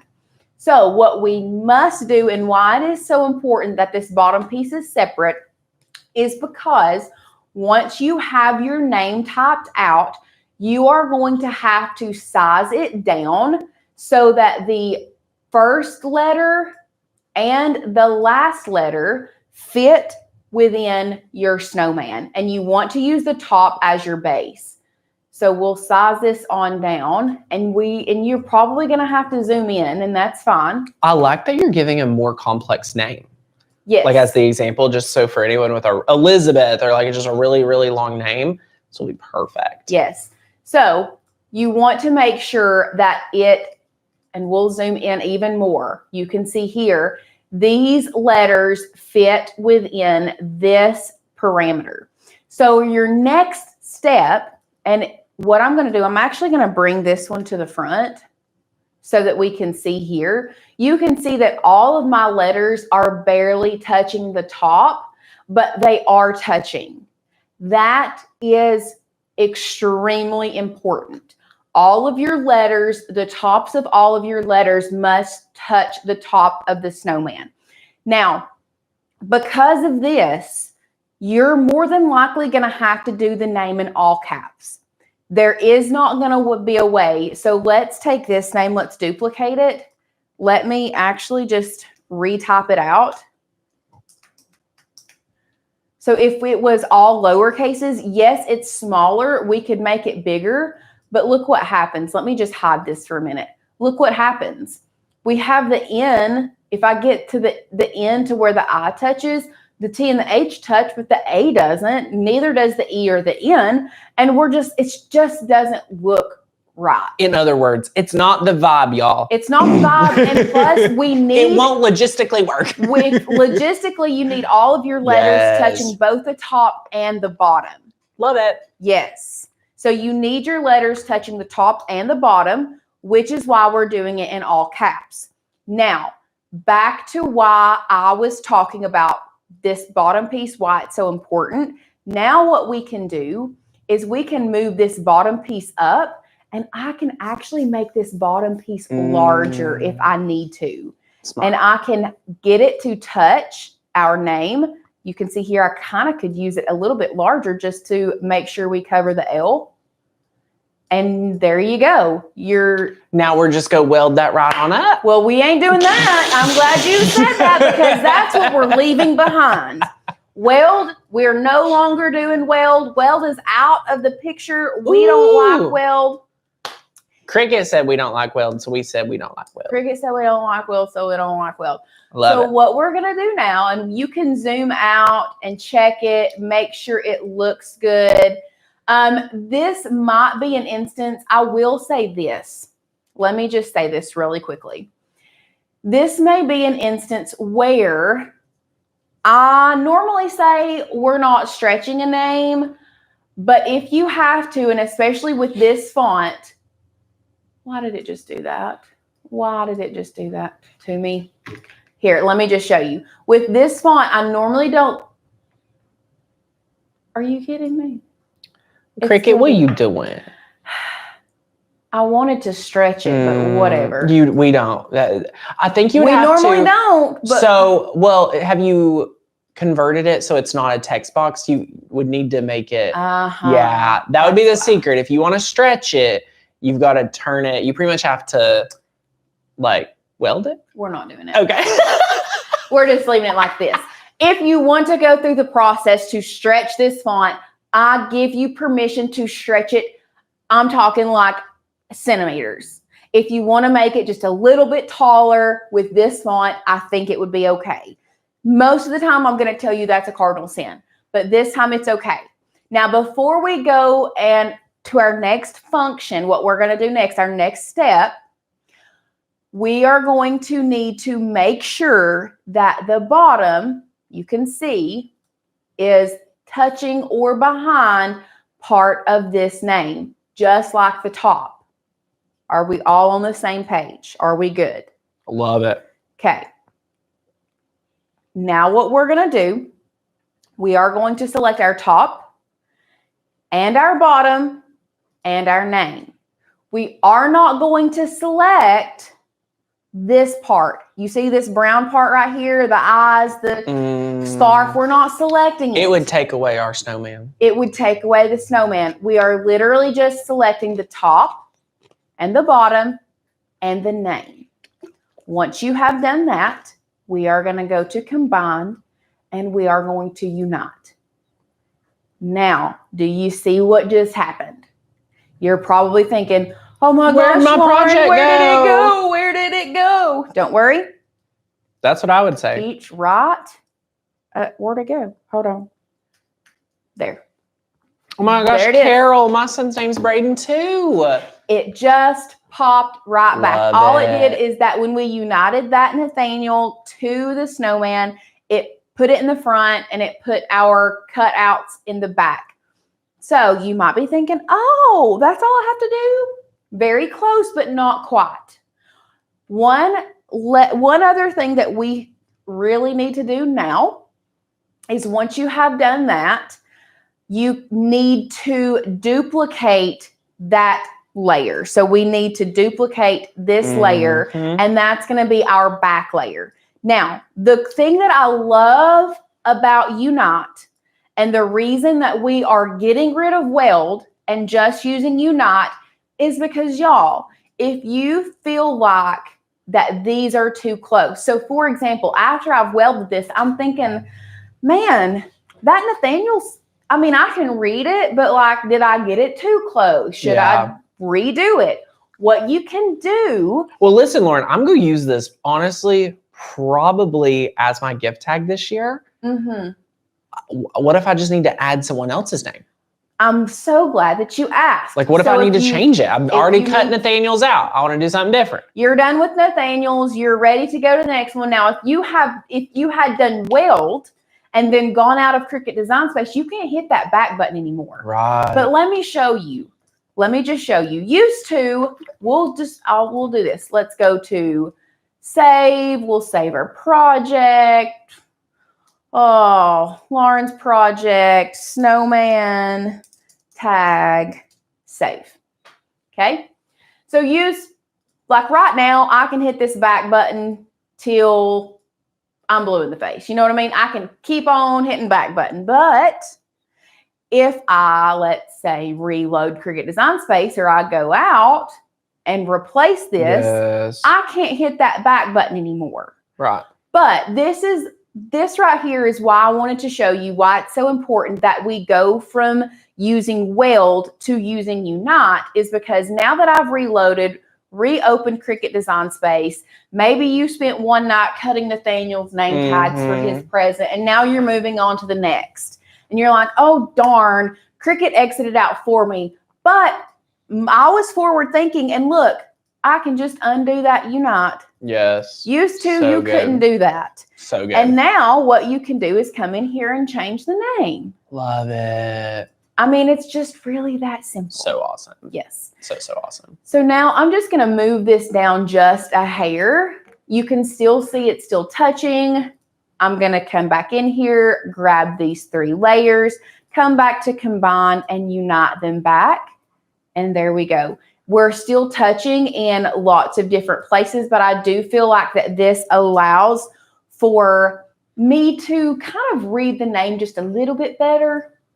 Yep. So what we're doing now, once again, we are going to duplicate Command D, or you can click this button up here at the top to duplicate that layer. So that is going to represent the back of our ornament or tag. This is going to represent the front. And then, of course, this represents the little pieces that we're going to cut out. And now, Lauren, do you want to go above and beyond for the people today? I would love to go above and beyond. So we've had quite a few people ask, and now I'm curious too. What would you do for a short name? Let's say Ruby. Like Ruby. 4 letters. People are saying 4 letters. So I was like, Okay. Ruby. Like Ruby would be a good example of like, what would we do? Would you just make it a really long snowman? Would you? I'm excited to see what you're thinking here. Okay. Here is what I would probably do if I had a smaller name. So let's just say Ruby. Let's R-U-B-Y. Love it. So yes, Ruby is smaller.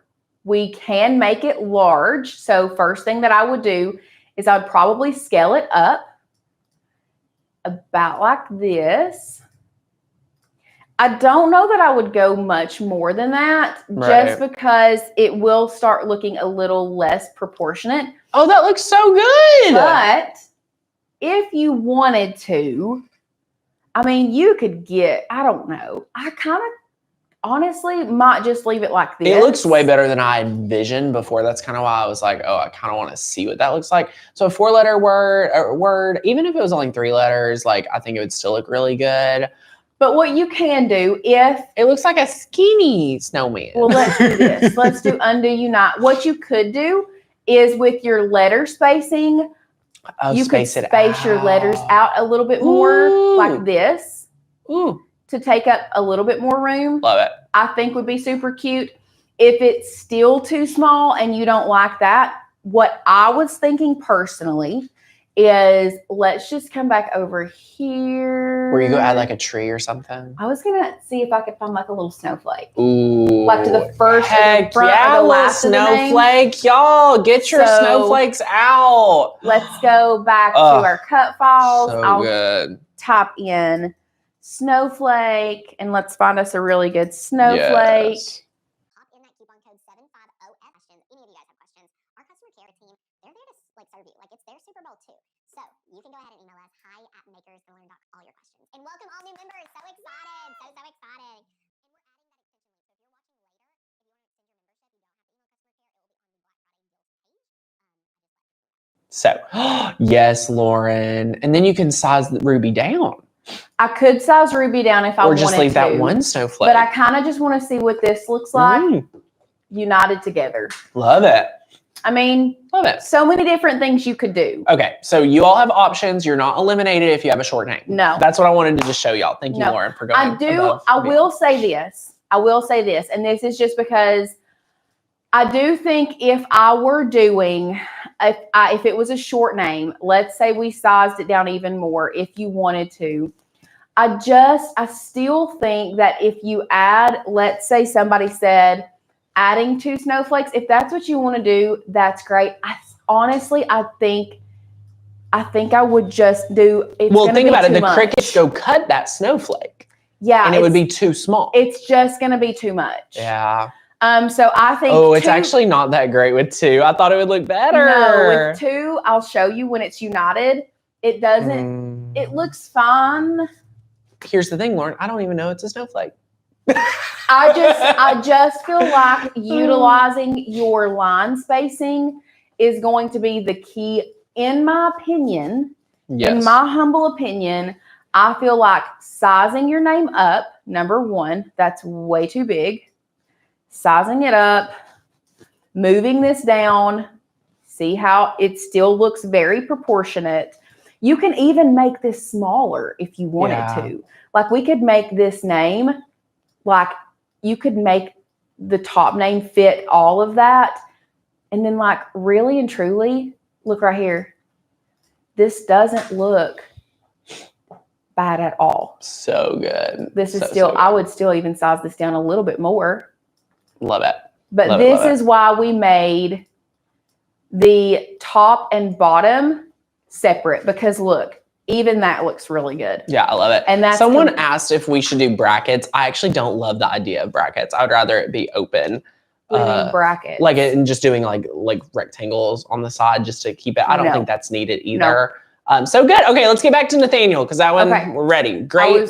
Playing around with that. I love it, y'all. So good. Okay, I'm just gonna do undo you not. We're just gonna redo Nathaniel. Karen says, I love that one snowflake. So good. If you've already emailed customer service, Ginger, they'll be right back to you. Just give them some time. They'll get right back to you. Yeah, love that one snowflake. One snowflake is so cute. Everyone's saying so good. Yeah, you just want to be careful because that Cricut, you know, we're cutting this in cardstock.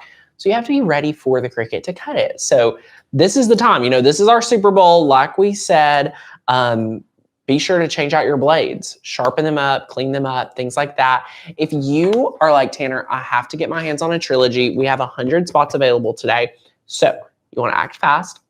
What you'll want to do is 2 options. If you're not a member, y'all, membership is the best way to craft with me at the highest level. So definitely join the membership to get all the resources, everything. Number 2, if you're already a member, you can grab this for $97. Or if you like free, you can grab any program at their Black Friday price. Maker's Gonna Sublimate, lowest price possible. Make-a-thon, lowest price possible. Maker U bundle. Oh my gosh, 40 advanced level projects at the lowest price possible. Lowest price. Get ready. Okay, so we're ready to start cutting our ornament. Yes, let's do it. Let me make sure. Nope, that's not big enough. We'll just get a new page. Susan, yay! Joined the membership for a year. Susan, we're so excited to craft with you. You're going to make your money's worth just in November alone crafting with us. Yep. Just in November alone, you're going to make the whole value of a year in a month.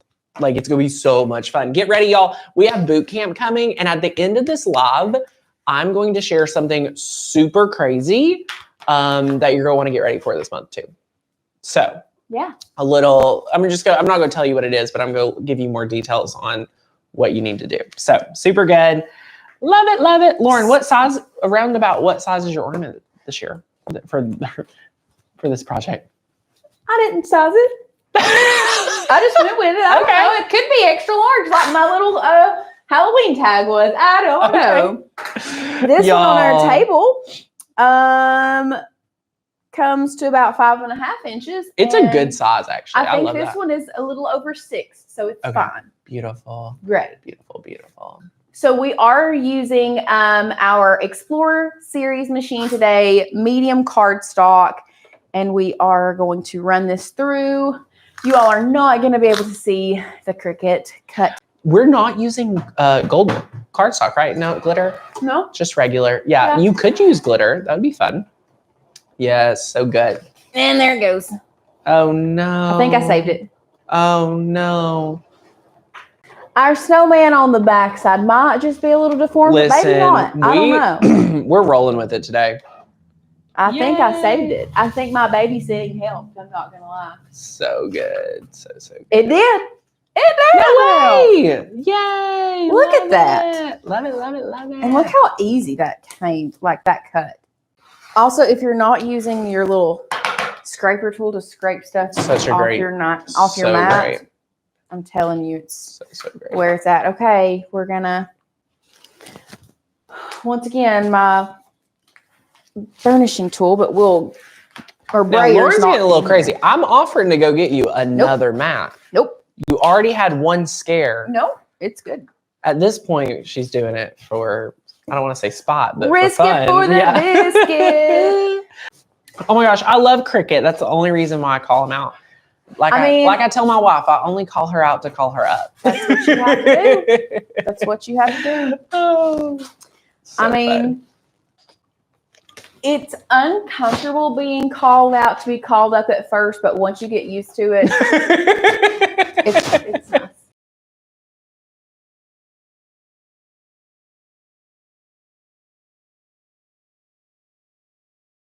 So yay, love it, love it, love it, love it. So good. So this so part good. right here is what is, and I'm going to actually, I know you guys are always wanting to move white stuff off of the white tape. Hi, hello, welcome, how are you? Today we are going to be making this cute ornament, magnet, literally whatever you want to make it. Let's go overhead and see this overhead because y'all, I'm obsessed with this. I think this is so stinking cute. We are going to teach you guys today how you can take a regular photo and turn it into one of these silhouette photos. So I'm going to teach you all of that today. Now, with that being said, and we'll talk more about it when we get into it, you do need a very specific photo. You need a side profile of someone to recreate this, to get this going on. So what we're going to need to recreate this specific one, like I said, we're working with all paper if you want to recreate this specific one today. So we do have, as you all know, we love Celebration Warehouse paper. We do have, now these two 8.5 by 11 pieces are not Celebration Warehouse. They're just your standard cardstock. Do we want to try to send that through again and see if we can get it up here in that corner? Or just I'll stick it in the printer if you want me to. It doesn't matter. We're just using 8.5 by 11 cardstock. That is going to be because we are going to be print and cutting the name and the date. That is going to be done with print and cut. Guys, if you don't have an inkjet printer or you don't have the capabilities to do the print and cut, this can easily be done with HTV if you wanted to. Just cut out the oval and HTV that name onto some cardstock. Also very easily sketch done. fonts. Also sketch fonts. Yeah. Sketch fonts work as well. So, other than your 8.5 by 11 cardstock, we have some black Celebration Warehouse cardstock, and this is the star of the show right here, this mirrored gold cardstock from Celebration Warehouse. It's just so yummy. I love it. Oh, it's so pretty. Is it? Oh, that wasn't supposed to be pulled into here. The other one should be though. Okay. Well, then I'll need another piece of this. Yeah, I'm going to give you, because I do not trust the Hobby Lobby foiled No, cardstock. I mean, it'll cut, but like, it's not nearly as good. Yeah. I would love to do a head-to-head test, honestly. We should do a head-to-head test.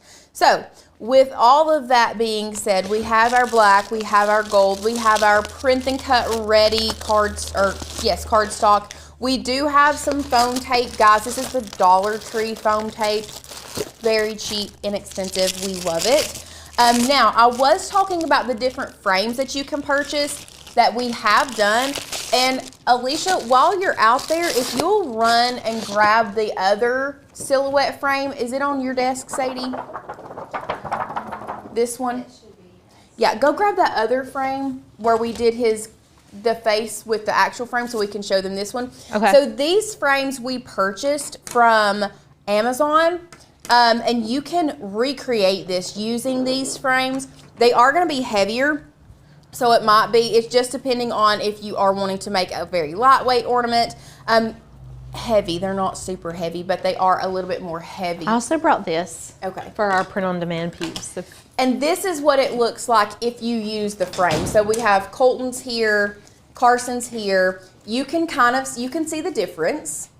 But you can choose which one you like the best. The link for Celebration Warehouse, if you'll just search Celebration Warehouse cardstock, it should pull up. If there is not a sale going on right now for Celebration Warehouse, you can use code MGL, and that's going to save you 20%. So, little fun fact. Yes. Other than that, what we are going to need is some type of precision craft glue. We'll go overhead. Bless you. Thank you, thank you. Also, all the links are in the description for Celebration Warehouse. Yes, all the links are there. These are the two glues that we have in here right now. I really love this Super Type. You all have your own favorite craft glue. I know there are so many people in the comments that use different kinds of craft glue. whichever is your favorite, grab it, but you are going to need a very precision tip for this one, just because this is pretty precise. So you do need a precision tip, okay? Other than that, we do have our mats, and then we have some type of ribbon that you can use to hang your designs. This one we have sandwiched in between the two layers, so you can't really see it from the back. This one we just have glued to the top of the frame. So either way, you are going to need some type of ribbon to secure your little ornament. So, with all of that being said, are we ready to go ahead and start crafting? Let's do it. Let's do it. Okay, so we're gonna hop over to our share screen, and here is our final piece that we are gonna be making today. You can see here we have this is separate from our silhouette, and then also separate from the two sides of the frame. So you do need to have two sides, and I'll show you overhead. It's so that we can sandwich this together and have it sandwiched together like that. Okay, so that's how we're doing two. We're gonna line them up. We're gonna sandwich them together, and that's why you need two, so we can glue it to the back and then push it together. Okay, back over to share screen. So what we're gonna do first is we're going to grab and upload all of the things that we need. So once again, links down below, you can find this frame. If you don't see it, you can hop over to our website, and we were just talking about all of the different frames that we have on Makers Gonna Learn. So this is one that I saw that I thought might work. Here is another fancy frame. If you want to do that one would work if you're looking for a square. This ornate frame might be one that you want to go for. There's a couple different ones that you can choose from. Some of them are going to work, some of them are not. Let's talk about the ones that are not. For example, these two right here are not going to work. And why they are not going to work is because this bottom piece here and these top and bottom pieces and all of these little filigree pieces inside are not going to be attached together. And for this one to be a solid piece, we do need it attached together. So you do kind of have to be mindful about that and just be aware. We are going to be using, is it Vintage Frame Oval? Yes, Vintage So you Frame can Oval. type in Vintage Frame Oval, and it will pop right up. Here it is, Vintage Frame Oval. So what we're going to do is we're going to click that arrow pointing down, and we are going to download that. Now the fonts that we are using today, it looks like, give me a minute, Estuary. Nope, That bottom one is not? it's Opulence. Opulence. Yeah. I was trying to get it. We're close. So the fonts that we're using, if you go over to our fonts, first of all, we have some really cute new fonts, by the way. A bunch of new sketch fonts. A bunch of new sketch fonts. So Opulence is the first one. So I'm the type of person, I'm not going to type out the full name. Obviously, I'm not going to type out anything and find anything. I thought that's how you spelled opulence. So there's Opulent, and then there's Opulence. There There it is, Opulence. You'll download that. So you'll have to download, double click, and then once you unzip it, you're also going to have to double click and install it on your computer. So make sure you do that if you haven't already. We already have it. Perfect. And then once you have all of your stuff, you also need a picture that is a side profile picture. So let's talk about, and we'll go back to number one real quick. Let's talk about the importance of the picture. Because we are doing the side profile view, you really need to make sure that the photo that you take, if you can't find one that has already been taken, make sure that the photo that you take is from the side. This is the view that we are wanting. We don't want full frontal face. We want it from the side. And honestly, the closer you can get, and if you can take the picture on a solid background, I promise you that is going to be so much easier than what I'm fixing to show you. So if you have a child or a pet or a grandchild or really anyone that you want to make that is still alive that you can take a picture of, and you want to make this, instead of going through all of your photos and trying to find something that would work, I promise you, if it's like your kid or your grandkid, just have them stand up next to a white wall and take a picture of the side of their face. You just got to snap it real quick. Just snap it real quick. If it's a girl, you might want to either pull their hair back behind their shoulders or even put it up in like a little ponytail.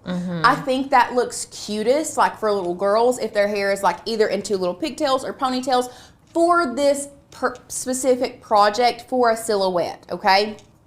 So that's just my suggestion, instead of, because it took us, I think what took us the longest was going through our photos to try to find a picture that works. Yeah. So if you can, and you are making this, or maybe you are listing this to sell, you need to have instructions that say, please email a clear side profile view of the person that you want the ornament made out of. Yeah. Okay?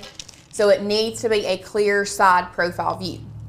So we'll go back to our share screen and we're gonna start the process, and you're really gonna understand why I mean a clear side profile, like next to a blank wall. It doesn't really matter what color it is, just a blank wall with nothing behind it, why it's gonna work so much better. So first thing we're gonna do is we're gonna make sure that we upload all of the images that we need. So for the most part, we really just need this frame right now. So we're going to bring our Finder in. We're going to unzip this vintage frame, drag and drop, and we're going to download that to Design Space, and we're gonna pull it in. Now it is larger than what we need right now, but that is perfectly fine. I just wanted to start building and get all of my pieces in here to start building this ornament. So now that we have our frame, the next thing that we need in is going to be our image of our person that's going in the middle. So let's go back to upload. You're gonna go to upload image. Now this is where I need you all to pay attention, because this is gonna be the most important part of this tutorial. So we do have a photo that we are gonna be using, and you can see here in a minute, it's not really the best photo to use. And we're doing this for a reason. The reason that we are using a photo that's not the best is so we can show you how you can take a hard image, and an image that is hard to clean up, and then still use it. And this is why, because I can't just come in here and click erase background, first of all. Also, did you know that Cricut has updated and now will recognize HEIC files? Yes, because I pulled one in on accident and I was like, wait, it didn't normally do that. I know, helpful. I'm super excited. Yeah. So after we're here, we're gonna go to continue. Now, the one thing about the HEIC files is automatic background remover cannot be applied to those. So if you want the automatic background remover, you still have to convert it from an HEIC to like a JPEG, which is not super hard. But if you're planning on manually removing the background, then it's not a problem. So let me show you why it is important to do it on a plain background if you can. So manual manipulation, I can come in here and like click around Carson's head a little bit, but like, do you see how it's just picking up like random things? We want it to get rid. This is why if it was a plain background, I could do one click and get rid of it. Right. I could get rid of it, okay? So what we're having to do is come over here to our manual erase, and we're gonna bump the size all the way up. Now, before we get started, I know that there are going to be lots of people that suggest, well, do it in this, do it in that. Yes, it can be done in Canva. Yes, it can be done in other free design softwares, but we really wanted to stick with Cricut Design Space as much as we could for this project. So that's why we're doing all of this manual manipulation in Cricut Design Space. Can you do it in Canva, and is it easier? Yes and yes. Yep. But it is a Canva Pro feature to remove the background, so we wanted to make sure that everyone had the opportunity to learn how to do this. Okay? So now what we're gonna do is I'm really just gonna come in here and I'm going to start erasing, like I've made a line there. So now, and this is the bad part, you're just going to have to really stick with me for this next few minutes, because erasing this type of image in Cricut Design Space can be a little bit tricky, and it might take you a minute, okay? So once again, just bear with me. Just bear with me, and we're just erasing everything except for the silhouette. So I like to kind of break it up into quadrants, is the way that I think about it in my head. So I've done the bottom half. Now if I can get my mouse to cooperate, I can manipulate this top half and I can erase it. Sonnet was asking, can you adjust the tolerance and colors and make it easier? Which you can adjust the tolerance. So how you're gonna do that is if you come over here to select and reduce the colors, you can up or you can move. Right now it's unmodified, so our color tolerance being at a 16 is pretty high.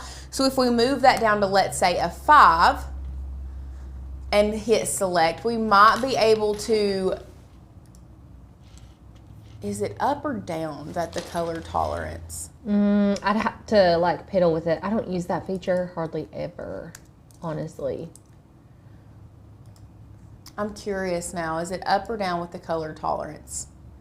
It looks like it's the higher number you have, is that it? If it's a high number, it tolerates more color. So I don't you think know. a lower number would? I don't know. I don't use the color tolerance a lot, other than there was one instance where there were two colors that were very similar. It was a solid color because it was a PNG, and I was able to reduce it down. And it recognized, it was like a very light pink and a tan. And they were so close that it couldn't recognize two different colors. Yeah. So I was able to manipulate the color tolerance that way. But for a photo that is so busy, the background is so busy, I just don't know that it makes that big of a difference like for this. So I'm just erasing the top half. Like I said, I'm working in quadrants before I zoom in. Now I know that you all might have issues doing it this way, but like I said, this is just how I do it before I zoom in and start getting more precise with it. Now, like I said, is this the easiest way to do this? No, guys, it's not. But is this the way that everybody can do? Yes, it is. Because it doesn't cost you any extra. It is free. We can do it in Design Space. Now, before I zoom in and start really manipulating closer here, what I'm going to do is I'm going to make sure I toggle on my preview single layer, because I can see here I've missed a little spot there. I've missed a little spot there that I'm just going to click on. And now I can turn it back on and zoom in. Yes, this would be easier with a touch screen and a pen, 100%. That's how we did it for the first one, was with an iPad and an Apple Pen, but not everyone has that. So once again, we wanted to make sure that we included everybody today. so that everybody would know exactly how to do it. So now what you're gonna do is you're just going to move around the silhouette as best as you can, okay? I'm not getting as close. I'm wanting to still kind of leave some room because I'm gonna zoom in even further and really manipulate the rest, okay? Little Carson's face. I know. And just a cute boy. I know.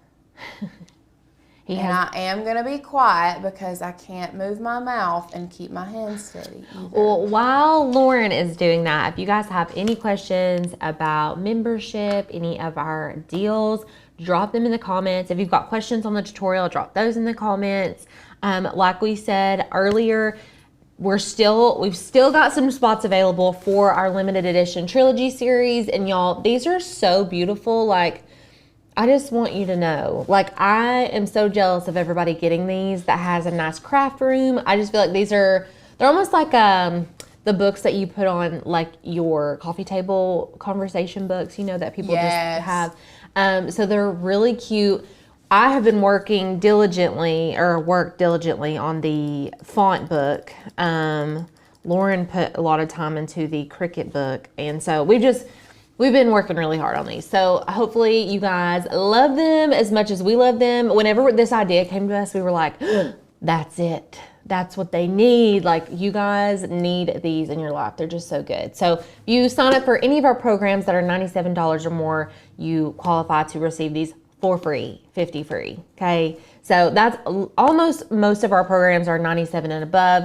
If you're like, I don't even have $97, we also have a 2-pay option for some of the programs and courses that we offer. So that is an option for you guys as well, but spots will not be available for much longer. I'm surprised that we have any left today. So make sure you don't have FOMO by Wednesday when Tanner's on his live stream and be like, oh, I wish I would have just done it on Monday during the live stream with Lauren and Alicia. I know. So, So you do also, one other thing about this, you have to be careful to make sure that you don't have like sharp edges, but like it's also going to be so small that it doesn't Right. matter that much. I mean, it does. and I'll say it's a lot easier to do with the trackpad, like the tracking pad on your laptop, than it is to do with a mouse. Yeah. For me personally, I can't do anything like this with a mouse. It's just not. Yeah. I mean, I'm not going to sit here and lie to you all and tell you that this is easy. No. But the payout, there are easier ways to do this. And I mean, if you all really want me to, like, we can hop over into Canva and we can do it in Canva if we need to. Cause like right here, I want to make sure like his little, you can see his lips. see his lip right there. Yeah. And You can undo it. If you guys accidentally erase too much, you can hit the undo button. So it's not like if you do it too much, it's You're over. just And you have to SOL. Yeah, you don't have to start over. You can just undo it and then redo it. The tea with Miss Pete. This could be a good sobriety test. very much so. That's so funny. Good thing I'm sober. Yeah, I was doing it in Canva, and I don't know. It's honestly about the same in Canva. It's about the same. The only difference is you can crop it, and then you can remove the background. Oh, his little neck. I Yes. feel like I need to. And I'll say carve you this want out to a leave little their bit. neck. If you take their neck off, it looks strange because I've done that before. Maybe not for everybody, but every time I try to take the neck off, it looks really weird. Okay, so let's zoom out.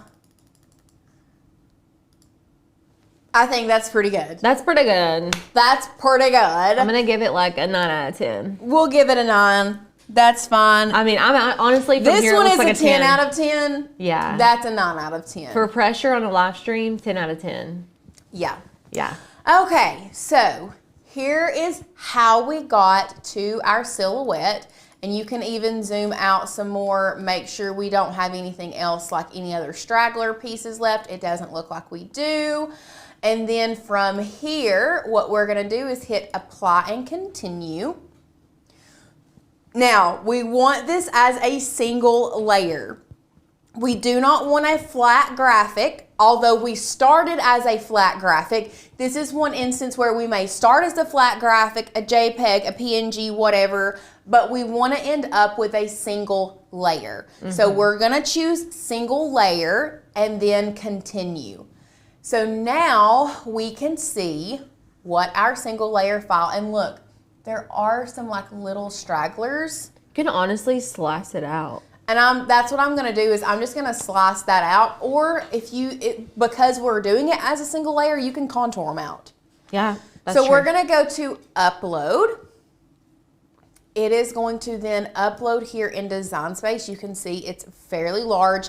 You see those little stragglers that I missed? Y'all, that's okay, because look what we're gonna do. We're gonna come over here to contour. We're just gonna hit hide all contours, and it's gonna keep the face. And there we go. So easy. So easy. So now what we're gonna do is we're gonna start building our ornament. So I'm gonna size this down. Now, yes or no, I have not sized this full ornament. We're gonna build it all first, and then I will size it all together. So we have our little silhouette shrunken down to fit inside the frame. Now what we're gonna do is we're gonna come over here to our shapes, and we're going to grab an oval. Now the ovals, for some reason, this to me is a sideways oval. I don't know why it doesn't come in vertically. Yeah. But either way, we are gonna have to rotate this 90 degrees. And then I'm gonna take this and I'm gonna make sure it fills up this frame. So I'm just gonna size it to make sure it fits inside. And honestly, you may want to size it a little bit larger, just because this is gonna go, we're gonna move this to back. So once we change it to white, you can see here, it is a little bit larger than the inside of the frame. We're gonna be moving that back, and do you see once we move it behind the frame how it shrinks down, but you can't see it in any of these filigree places? That's going to allow us to have a little bit more wiggle room to add glue, and honestly, get it as big as you feel comfortable without being able to see it on the outside of the frame, because all that's going to do is give you more room to add glue and make it a lot more secure. Right. That's just my personal opinion, okay? So once we have done that, we are going to grab a text box. We're going to pull this over here. If you're going to, let's go here. Also, fun fact, guys, if you didn't know, you can hold down your, on a Mac, it's Control. On a Windows, it's right click. You can right click your image and scroll down to the bottom of this, and it says image info, and it will tell you the fonts that you used, even if you have flattened it. Yes, fun hack. So Eevee and Opulence are the two that we used for this. So what we're gonna do, we're gonna come back over here where our text box is. We are using a Maker's Gonna Learn font named Eevee, which I'm obsessed with the name Eevee. Yes. If I had a little girl, Eevee would definitely be in the running. This is Little Carson, so we're just going to type out the name, pull it down here, size it accordingly. I'm gonna duplicate that text box. We're just gonna put 2024, and I'm gonna change the font from Eevee to Opulence, because we love pairing a blocky or a serif font with a script font. It just really brings it together. And now all you're gonna do is arrange these. Now, if you wanted to make sure that they were even, we can select both of them, come up here to align. We can center them horizontally. That means they're perfect. We can also select all of them plus the oval. Look, I come over here to my layers panel. I almost said share screen. I'm already on share screen. To my layers panel, okay? So I'm gonna select the oval as well. So I have 2024 Carson. We aligned those center. They look beautiful. I'm going to make sure they are selected again and also select the oval, come back up here to align, and I want to center them all horizontally. That way I know my name, my year, and my oval are all centered perfectly. And while they are still selected, I am going to make sure that I come over here to this flatten button, because this is going to be a print and cut portion. We're just going to print it on the printer, cut it out, cut the oval out. So we're going to flatten those three together. You can see it kind of moved it, but guys, don't worry. We can move that back and it looks exactly like it did a while ago. So pretty. So pretty. You could also, and just a thought, like if you duplicate the head and then flattened one of the heads to the printable one, and you could do like without having the 3D head, or you could use it to line it up. Oh, and for sure. So it would like stack. So what you can do, what Alicia was saying, let's go back, because we're going to go, I want to go through that again so that you all understand what we did. So once again, I actually went back too far. So we've aligned everything. You can also, with the oval and the name, we can align the silhouette as well. So you can come to align, you can center horizontally, you can see there wasn't much movement. What Alicia was saying is she was saying you could flatten if you didn't want to do like a 3D aspect, and we'll go overhead. So this is 3D, meaning that you can see the shadow underneath that silhouette. And honestly, like, I feel like it gives it a lot more character. Yeah, me too. But if you don't want to go through that step, you can flatten the silhouette to this portion and just print it out. Mm-hmm. That's completely up to you. You can flatten and then duplicate and then have a place to line it up. That's also completely up to you. The only thing, if I felt like I was going to flatten it and then add that in, I mean, I'm sure it would look the same. Yeah. We can try it. We don't have to. I just thought it would be an option. It would be an option. Yeah. So there's lots of different things that you can do. Today, I'm just going to unselect that and we'll just flatten all of this together. And then once we have done that, I'm going to select everything. And now is when I am going to size my ornament to however large or small that I want. So our original ornament is 4.5 by 6.3 inches. So we'll do this one. We'll scale it down. I think that's a really good size, to be honest. And that's the exact measurements right there. Cute. So once you have sized it, the last thing that you need to do before we go to cut it is select your frame, and we're gonna duplicate our frame. Because like I said, we're gonna sandwich these two layers together. We're gonna put our hanger in between those. So we'll sandwich those two together, glue them together. So that's why we are going to duplicate that frame.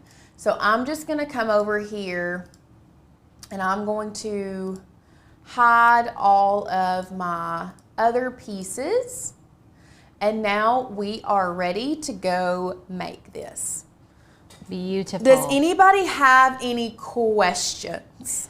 I haven't seen any that we haven't already addressed, but someone did mention doing a dog. Jen Jackson, we have a dog that I may use this for. I think that would be so cute to do a doggy silhouette. Yes. I love these. So what we're doing now is I have gone on ahead.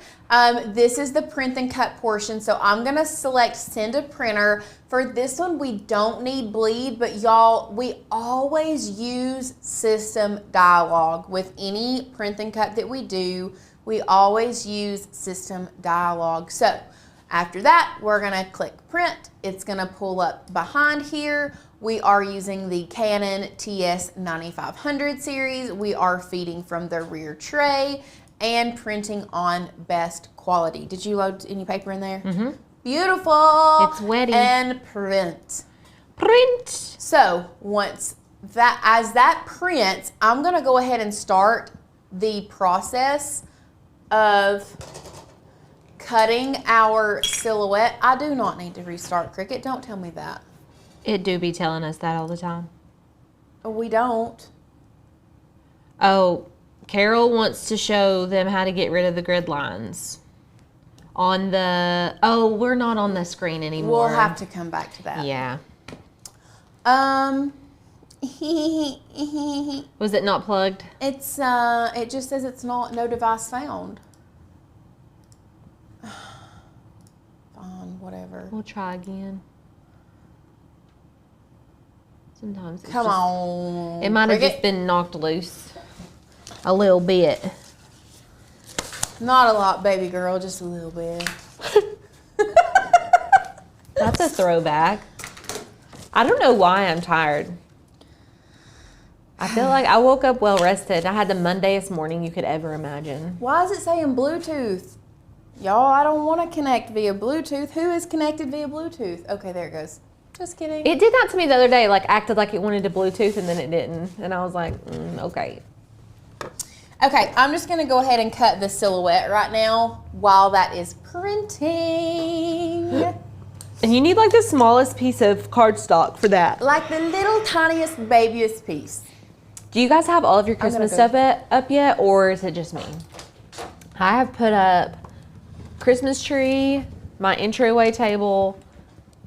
That's it so far. Honestly, don't know if I'll do anything else. I was gonna do my kitchen, but I don't know. Can you believe that we don't have Christmas started yet? I can't even believe I haven't heard about it yet. I'm gonna ask Jill tomorrow where her Christmas decorations are. You know what? Jill made a comment the other day.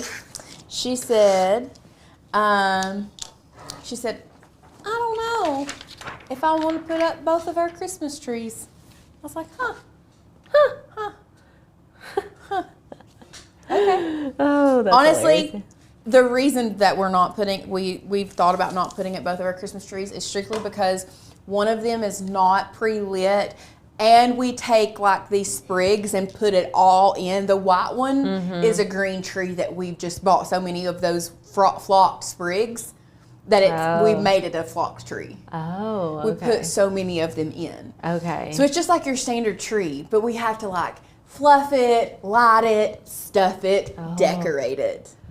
And it That's makes a you want to go lot. like this. Yeah, that's crazy. And I know your mom got those fancy trees a couple years ago too. She did get some balsam hill that are gorgeous trees, by the way. Yeah.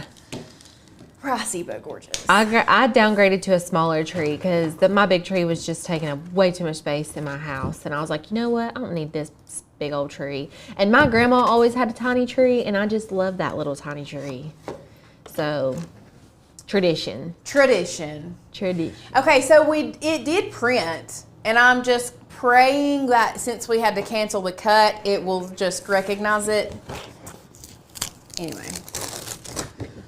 Carol's saying it's like Cricut defaults to Bluetooth now instead of like wired in. Yeah. It seems like it's been doing that. I use Bluetooth I at don't like home it. for my Bluetooth, or for my Cricut, so I don't care anyway. I do too at the house, actually. Yeah. And I think I used Bluetooth here on one of our makers for like the first time Oh, really? the other day. Yeah. Do you guys know to connect to Bluetooth, the password 0000? 0000. It took me forever to figure that out when I first was learning how to use Bluetooth on the Cricut. I was like, what's the password? Nobody told me. Like, I didn't know. Neighborhood light show? Donna has a neighborhood light show beginning on Thanksgiving night. That's cool. Love it. Okay. Oh, cut out beautifully. Didn't have to reprint. Look at that. Satisfying. Would you look at that? Okay. The last thing we're gonna print or cut is cut. The last thing we're gonna cut is our frame, our gold frame. Look, hold on. Can you guys see yourself? Can you guys see the camera in that? I love it. Okay. So now we're just going to start building. Actually, there's not much building to do except put this down there first. We're just cutting this on medium cardstock. I'm not cutting it on anything special. I mean, we can cut our glitter cardstock on medium cardstock. Yeah. I would assume that the mirror... It's just a good go-to for the Ashley Falco. Yeah. Okay, what's the frames on the desk made of? Couldn't tell you. They feel 3D printed to me. They feel kind of like plaster to me. Maybe. Like, do you know? They're very dense. Do you know what? I don't know what the material is called, but like, I've had picture frames made of this before. It's not wood. Let me see it again. I don't know. I have no clue what they're made out of. I think that it's 3D But like, if I printed broke because of it in this. half, it's going to be white on the inside. Does that make sense? Yes. And it's not glass, but it's not porcelain. I think they're 3D printed because of those scratchies on the back. And that always makes me think, oh, I can just look it up. I was about to say, I'm going to see if it tells me. Let me break one real quick. Because now I'm like, wait, I bet it says what they're made of on the listing. Plaster of Paris, PVC, those are some options. Let's see. Plastic, metal. It's not metal. They're made of resin. Resin? Okay, this is exactly what it says. These mini photo frames are made of resin material, sturdy and easy to clean, with a metal surface and delicate texture. They don't have a... I've got a feeling AI created that description there. I got a feeling. These antique photo frames are decorated with Baroque style carvings. Inside my bones. Do you guys have words that you just like and words that you just dislike? Do you need a spatula? Oh, there you go. Okay, let's hear the words. We've got persistence, rhyme and rhythm, illuminate. Ooh, illuminate's a good word. I'm a firm believer in setting intentions, so I do make New Year's resolutions, but I also make a vision board. This will be my third year making vision boards, and Tanner will swear by vision board too. We are vision board believers, okay? So we're actually going to be doing a Canva tutorial on vision boards again this year. So, and I think we're going to design a real one. Last year we designed like a fake one. It's actually still the background of our computer right now in here. It's got fake people on it. Oh, it is, isn't it? Yeah. But maybe I'll put, I don't know, they're very personalized. So like you don't want to like put all your personal goals out there. Maybe you do. Maybe you don't care. I don't know. Well, maybe this is the year that I start. I don't know. Okay. I was very easily. Plethora. That's a good word. Oh, plethora is a good word. Yes. Yeah. Okay. Whew. That was tricky. So, what we're going to do now is we are going to add this. Now, y'all, I know this sounds I know this sounds crazy, but yes, your back layer, the gold, is also going to be facing forward. So most of you all, I'm sure, would think, oh, well, let me flip it around and let's do white touching white. Well, first of all, it's not, actually it does end up turning out pretty even, but we don't want, I want the gold touching gold. That way we can, like if this part comes up, do you see, for example, this is not glued together, but you can still see the gold. Does that make sense? Yeah. Like it just gives it some dimension, I think. Yeah, now we will use the back of that, the center to cut out to put gold on the back like that if you want to, but like we want both of these layers, the gold facing forward like this. That's what you're looking for, okay? So what I'm gonna do is I'm going to lay this down. I'm gonna grab my precision glue.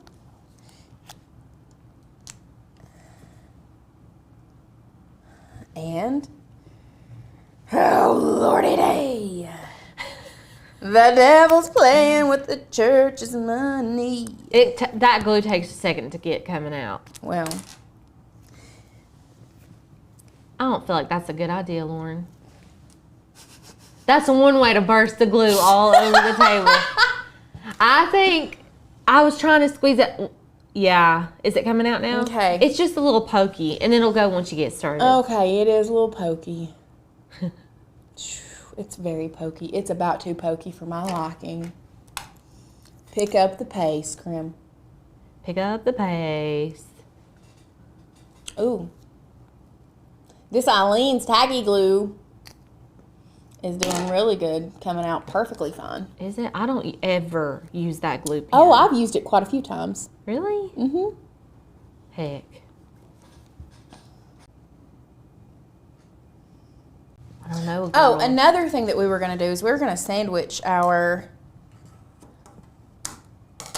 little thing in between here. Oh, yeah. And I would personally You looking for a hot glue? suggest it's in a there. hot glue gun Yeah. for this. Samesies. Which we may not have time to let heat up at this point, but you all can catch, you all get the gist.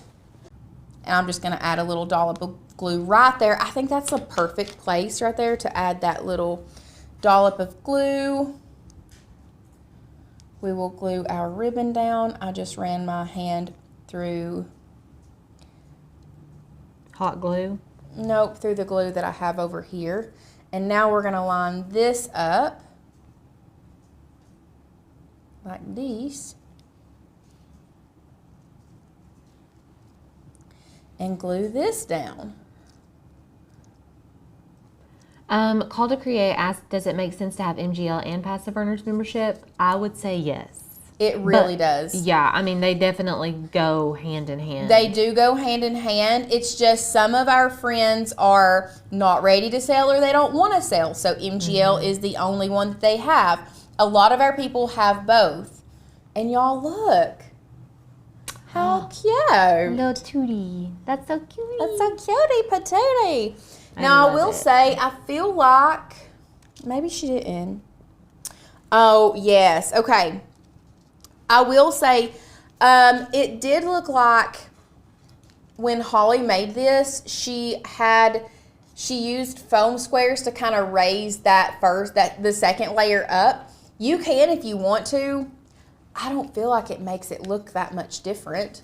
And actually, this one feels a little bit more secure. Can you tell a huge difference? No, nothing crazy, no. So, I mean, you can use foam tape if you wanted more of a 3D effect, or you can just sandwich them both together. And then if you want to, you can add this to the back just to cover up that white. It's completely up to you, whichever your heart desires. Love it. And that's it. All right. Cool beans.